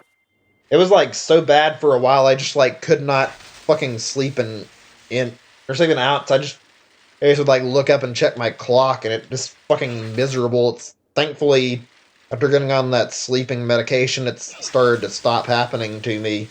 I can sleep more regularly again. I need to start forcing myself to sleep by like midnight now. That way I don't start having problems again. Still got more medication though if I need it. Might have to stick with that, I guess. Whew. God, I did not want to start the sleep tonight. I don't feel bad about it or upset, but like, I hate how my internet just shat out on me when I was trying to stream at like 3:30 earlier. How do you guys feel about like the Pokemon Stadium games and like the Pokemon Coliseum stuff? I'm just curious. I'm not sure if I brought that up or not already. I know Coliseum and XD are different types of games, but those were really good, honestly. I really loved playing Pokemon Stadium as a kid. I don't know what it is about it. I guess it's just the part of it was like really cool to like bring your Pokemon onto the N64 and see your Pokemon in 3D for the first time. It was like a awesome thing to just watch happen. There wasn't anything like amazing about it, especially when you look at what we've got now, but it was like basically basically a first in terms of that stuff. Ugh. And on top of that, we also had those fun mini games to actually work with. Okay, for that one, yeah, I can say I don't really think I've ever done that because I don't. Well, nighttime recently, at least, I drink mostly bottled water. There's something about the way the tap water tastes that I don't really like. Usually, it tastes like there's something that's in the tap water that kind of makes the flavor not very good. Like it usually tastes really nasty, like it got something in the water. So I end up like staying away from tap water and just drinking purely bottled water. It usually tastes a lot better too when I do. I mostly drink water, but not gonna lie, I've gotten some not great habits of my like drinking like what I prefer nowadays. Like I'll drink soda like sometimes like multiple days in the week, which isn't a bad thing necessarily, but I'll sometimes go through like 2 to 3 sodas in a single day if I get really stressed out, and I don't like that because I've had problems like a bladder infection at one point, and it was not great. That was like a long time ago, but still try to like be very careful about what I drink now. I've never drank alcohol, for the record. I don't have any interest in drinking alcohol. Yeah, I've done that. There's also times where I will, like, actually sit down in my fridge and, like, look at it and, like, look at everything and I've got it and, like, try to decide on something for, like, supper or lunch, and I end up, like, closing the fridge and not getting anything out, because nothing I have in the fridge is, like, anything I'm actually interested in eating at the moment. Usually end up, like, craving something from, like, fast food or a restaurant and end up going to get something, which is not something I prefer to do, though, honestly. I don't know, sometimes you just want that good fast food. I have, like, one of my favorite places to get food from is Popeyes, and I actually love getting, like, their fried chicken. It's really good. Also, their sandwich is really tasty. Unfortunately, one of my favorite food chains isn't actually around in my area, like Chick-fil-A. Their food is so fucking good, and I've had it so many times. I love eating there. Always try to make a chance to go down and eat some when I get on a road trip. Supposedly, there might be one coming to our area, though, within, like, the next year or two. I'm really excited about that. That ends up being true. Also, cool. Glad to see you're joining the Discord. Hopefully you enjoy it. Mostly how I announce my streams typically, although I haven't been doing that too much with the shiny hunts, because those usually end up being very samey streams, and they're just like me doing this, so I don't really find it necessary to announce those. But when I'm doing, like, regular stuff, I'll usually announce a stream. Oh man, I'm about to get up and take a short AFK again in a little bit. I need to use the bathroom in a little bit. Sorry about that, but we'll wait just a moment or two. I'm just not feeling like I can handle waiting too long on that. Probably the water I drank to try and clear my throat. Ugh. My favorite Pokemon type? I'm not actually entirely sure. Maybe Fire, Psychic, or possibly Fighting. Those are all good. I don't know, Fire type has a lot of cool Pokemon in it, and I like Charizard a lot, so I mean, naturally, I feel like it's one of my favorites. Plus, there's just a lot of fire Pokemon that are really good in general. I can't say exactly why I levitated towards Psychic type as one of my other favorites, though. I think part of it has to do with how, like, Pokemon has had a lot of balance problems. Like, you guys know about how bad Gen 1 was about its balance.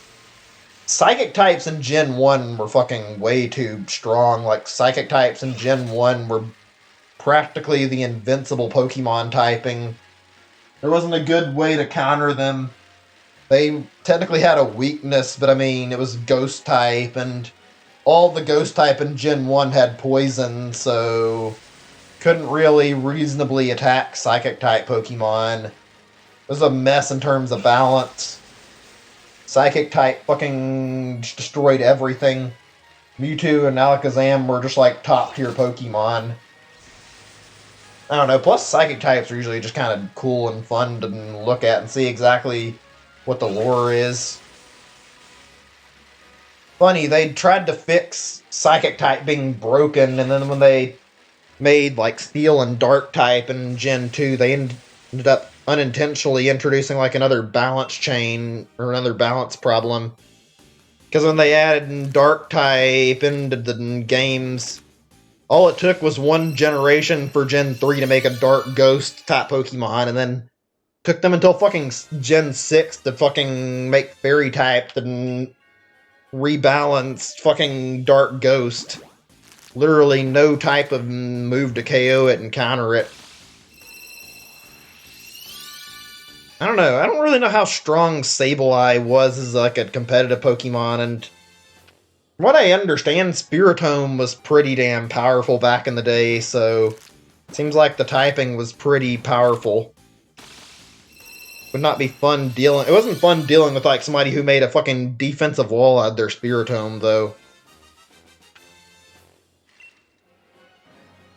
Okay, I'm gonna have to take like a short AFK in just a second. God. So let me get these guys finished hatching really quickly. I don't even know if I'm in the kind of spot where I could actually handle reacting right now. That's how I'm feeling. Need to get at a quick moment before I can continue. Alright, later, man. Thanks for watching, Domder. I said that right. Sorry if I didn't read your name properly earlier. Okay, yeah, let's go ahead and take a short AFK break. I'm just going to move the Squirtle over and then move the next set of eggs into my party. There we go. Right, okay. I'm going to be right back. Let me mute this. See you guys in just a few minutes.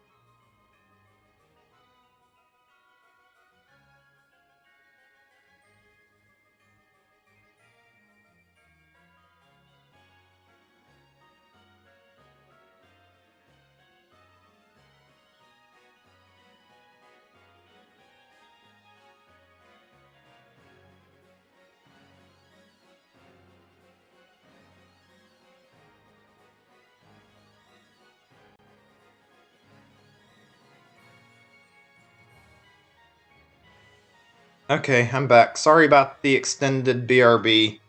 Was not intentional. I actually meant to get back a little bit sooner. Got cat problems again. Not anything like serious, just very clingy kitten who decided he was going to block off my bathroom door and try to follow me in my room, and trying to get him to move on his own, and then had to pick him up and carry him once he got in my room so I could stream without worrying about him messing something up in here. Glad I'm back though, and welcome back to the stream, everyone. Okay, where was I? Hey there, Plex. I don't remember her name. Sorry if I said it wrong, but yeah, other Vor plays. Welcome to stream.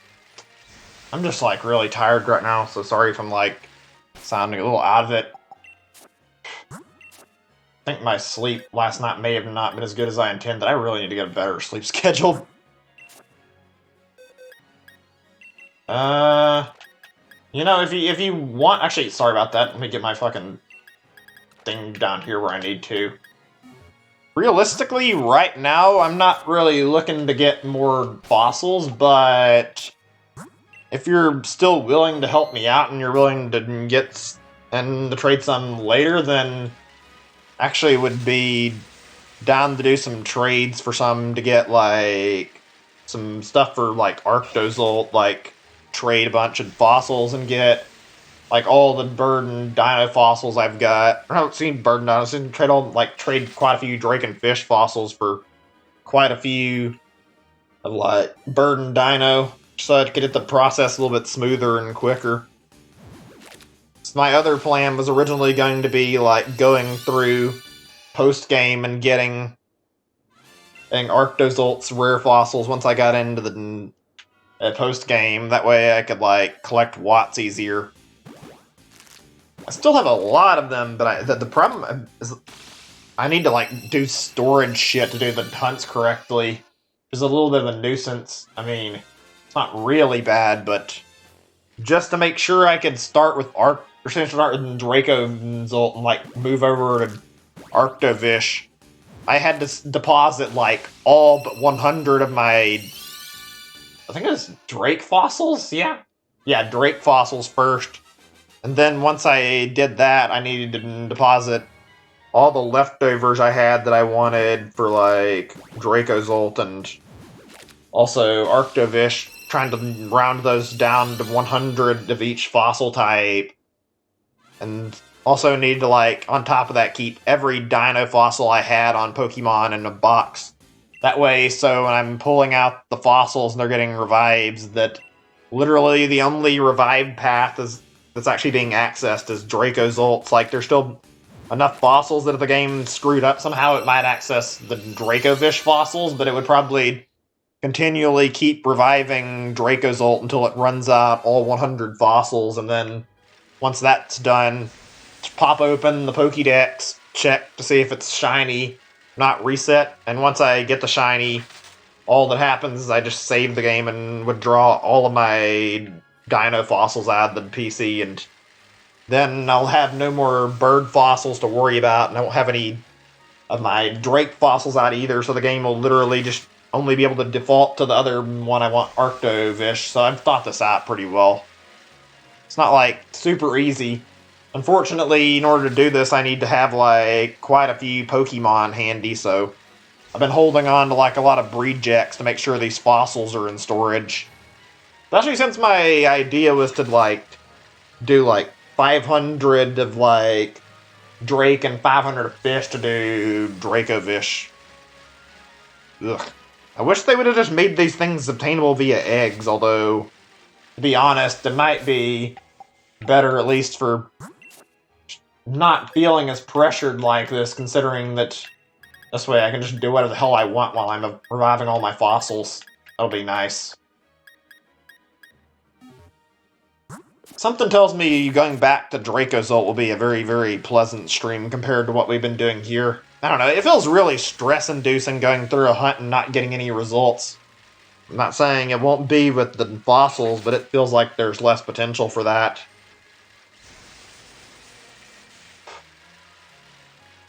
Ugh, God. I'm not gonna lie here. I know it's not really a big deal, and I'm still well under the odds, but, like, it's a little disappointing knowing so far we haven't bumped into the shiny. I also hate how I've never been able to get a double-digit or single-digit shiny in this game yet. See people posting all the time about how fast their egg hunts are, meanwhile every hunt I've done has required bare minimum of at least 100 or 200 eggs, and I haven't really had a 100 egg shiny yet, so basically best would be like me getting Darumaka in like, say, 200, I think it was. Hold on a second, let me see what's going on with my phone.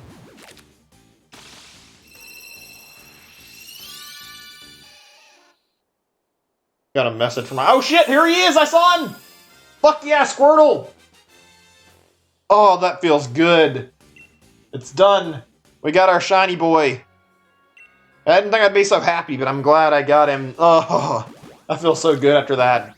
Especially considering that I figured, or I wouldn't feel enthusiastic after having other shiny Squirtles and, like, Let's Go, but it feels just as great hatching another one. I don't know if I'm going to be able to get 2 shiny Squirtles. Even if I could, something tells me I'm not going to go through the hatching process tonight to find out. I would rather just hatch them off stream and then go after getting another one if I did.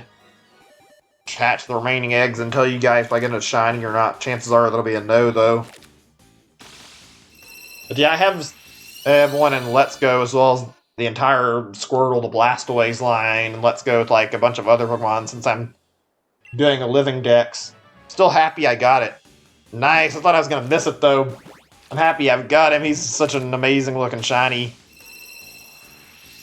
At least well, I'd say he's amazing. He is amazing looking, but namely the Blastoise evolution is what's really impressive looking in my opinion. Alright, let's take a look at our beautiful little boy here. Where's he at? Can't tell by just glancing. I guess we're going to have to check the summary. There we go. This is the one.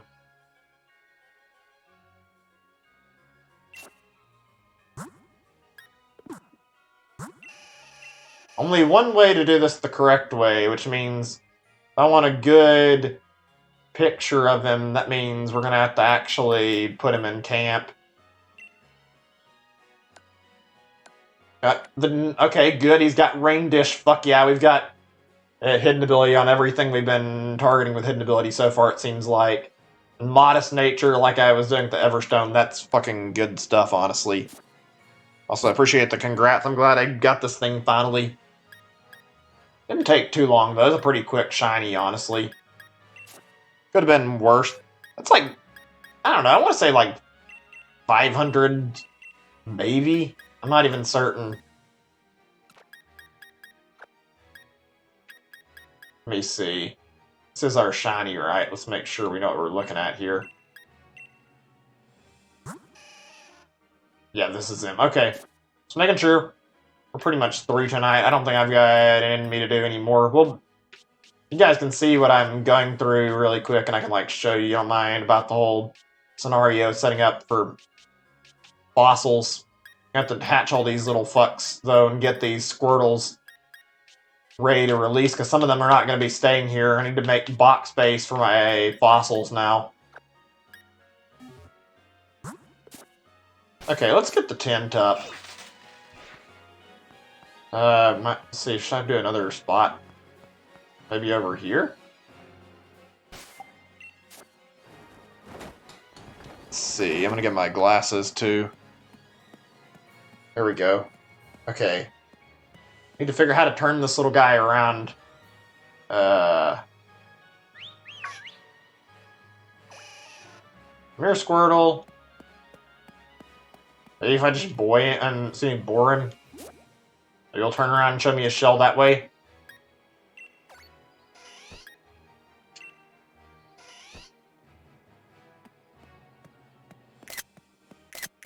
Perfect. There's our backside with the shell. Now we got our shiny shot of him.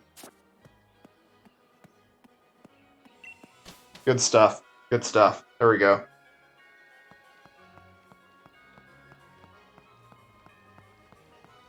Alright.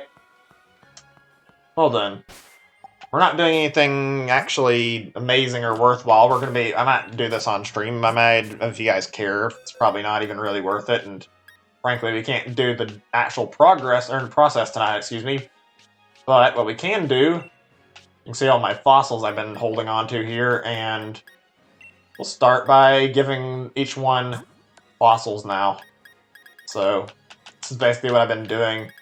All these fossils, there's a lot of these in storage right now. Now we need to put away dino fossils. I'll just do one box, because this isn't really going to be entertaining to watch. But yeah. Finally at that point, huh? That means our next hunt is now fossils, and then from that point onwards, well, we're nearly done. Kind of crazy to think about that, actually. Didn't think it'd be like this, and we'd have this little time we'd have to invest. I guess I'm used to having really slow, awful shiny hunts.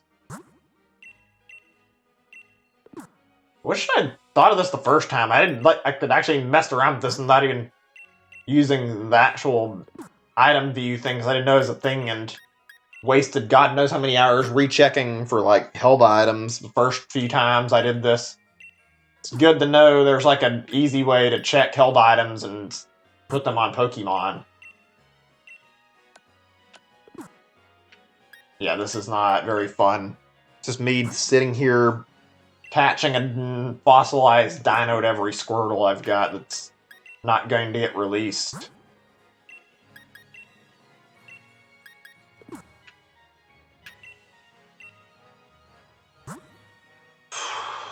Wish there was a faster way to do this. Maybe if you could, like, take a box of Pokemon, like, select all of them to give, like, a bunch of one item to, then I could, like, make this go really fast.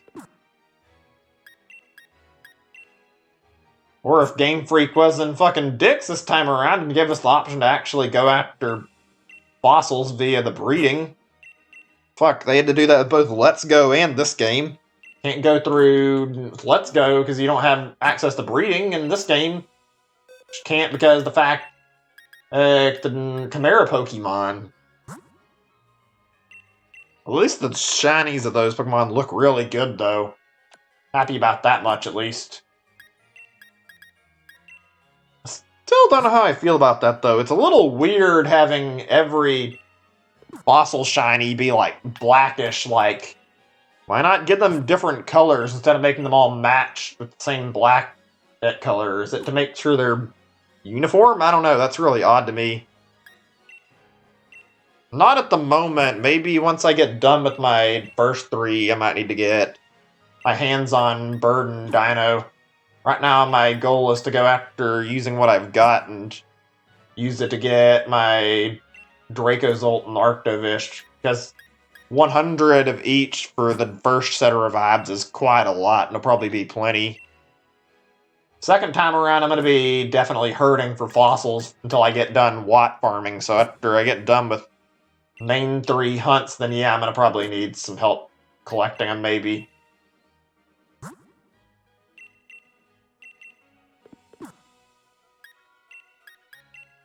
Also, I didn't actually just have like 70, I have like a bunch of other dino fossils, because I actually deposited a lot of them off stream trying to make sure I could like offload as many as I could for storage reasons.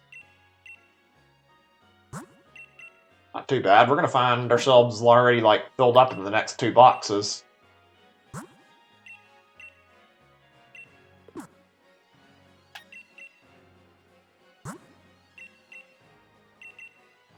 Yeah, stream's pretty much over. I hope you guys enjoyed it. It was fun for me. Not the most entertaining and most amazing stream ever, but I really enjoyed doing this. I want to stream tomorrow, and I probably will. If I do, we might do something different. Maybe we'll do the fossil hunts. I don't know. It's going to do Pokemon Yellow alongside it, so I'll consider what I want to do. We might do a different game, though.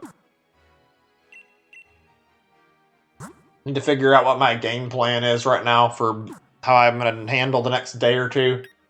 I think the better answer is to play something else and then make sure all the emulation settings are all set where they need to be. That way the next shiny hunt stream will be pretty good.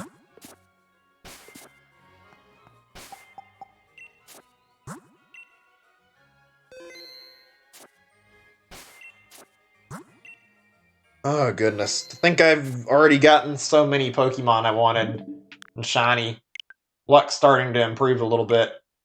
Alright, that was pretty good, and honestly, not that bad. It was fun enough. Could have gone a lot worse.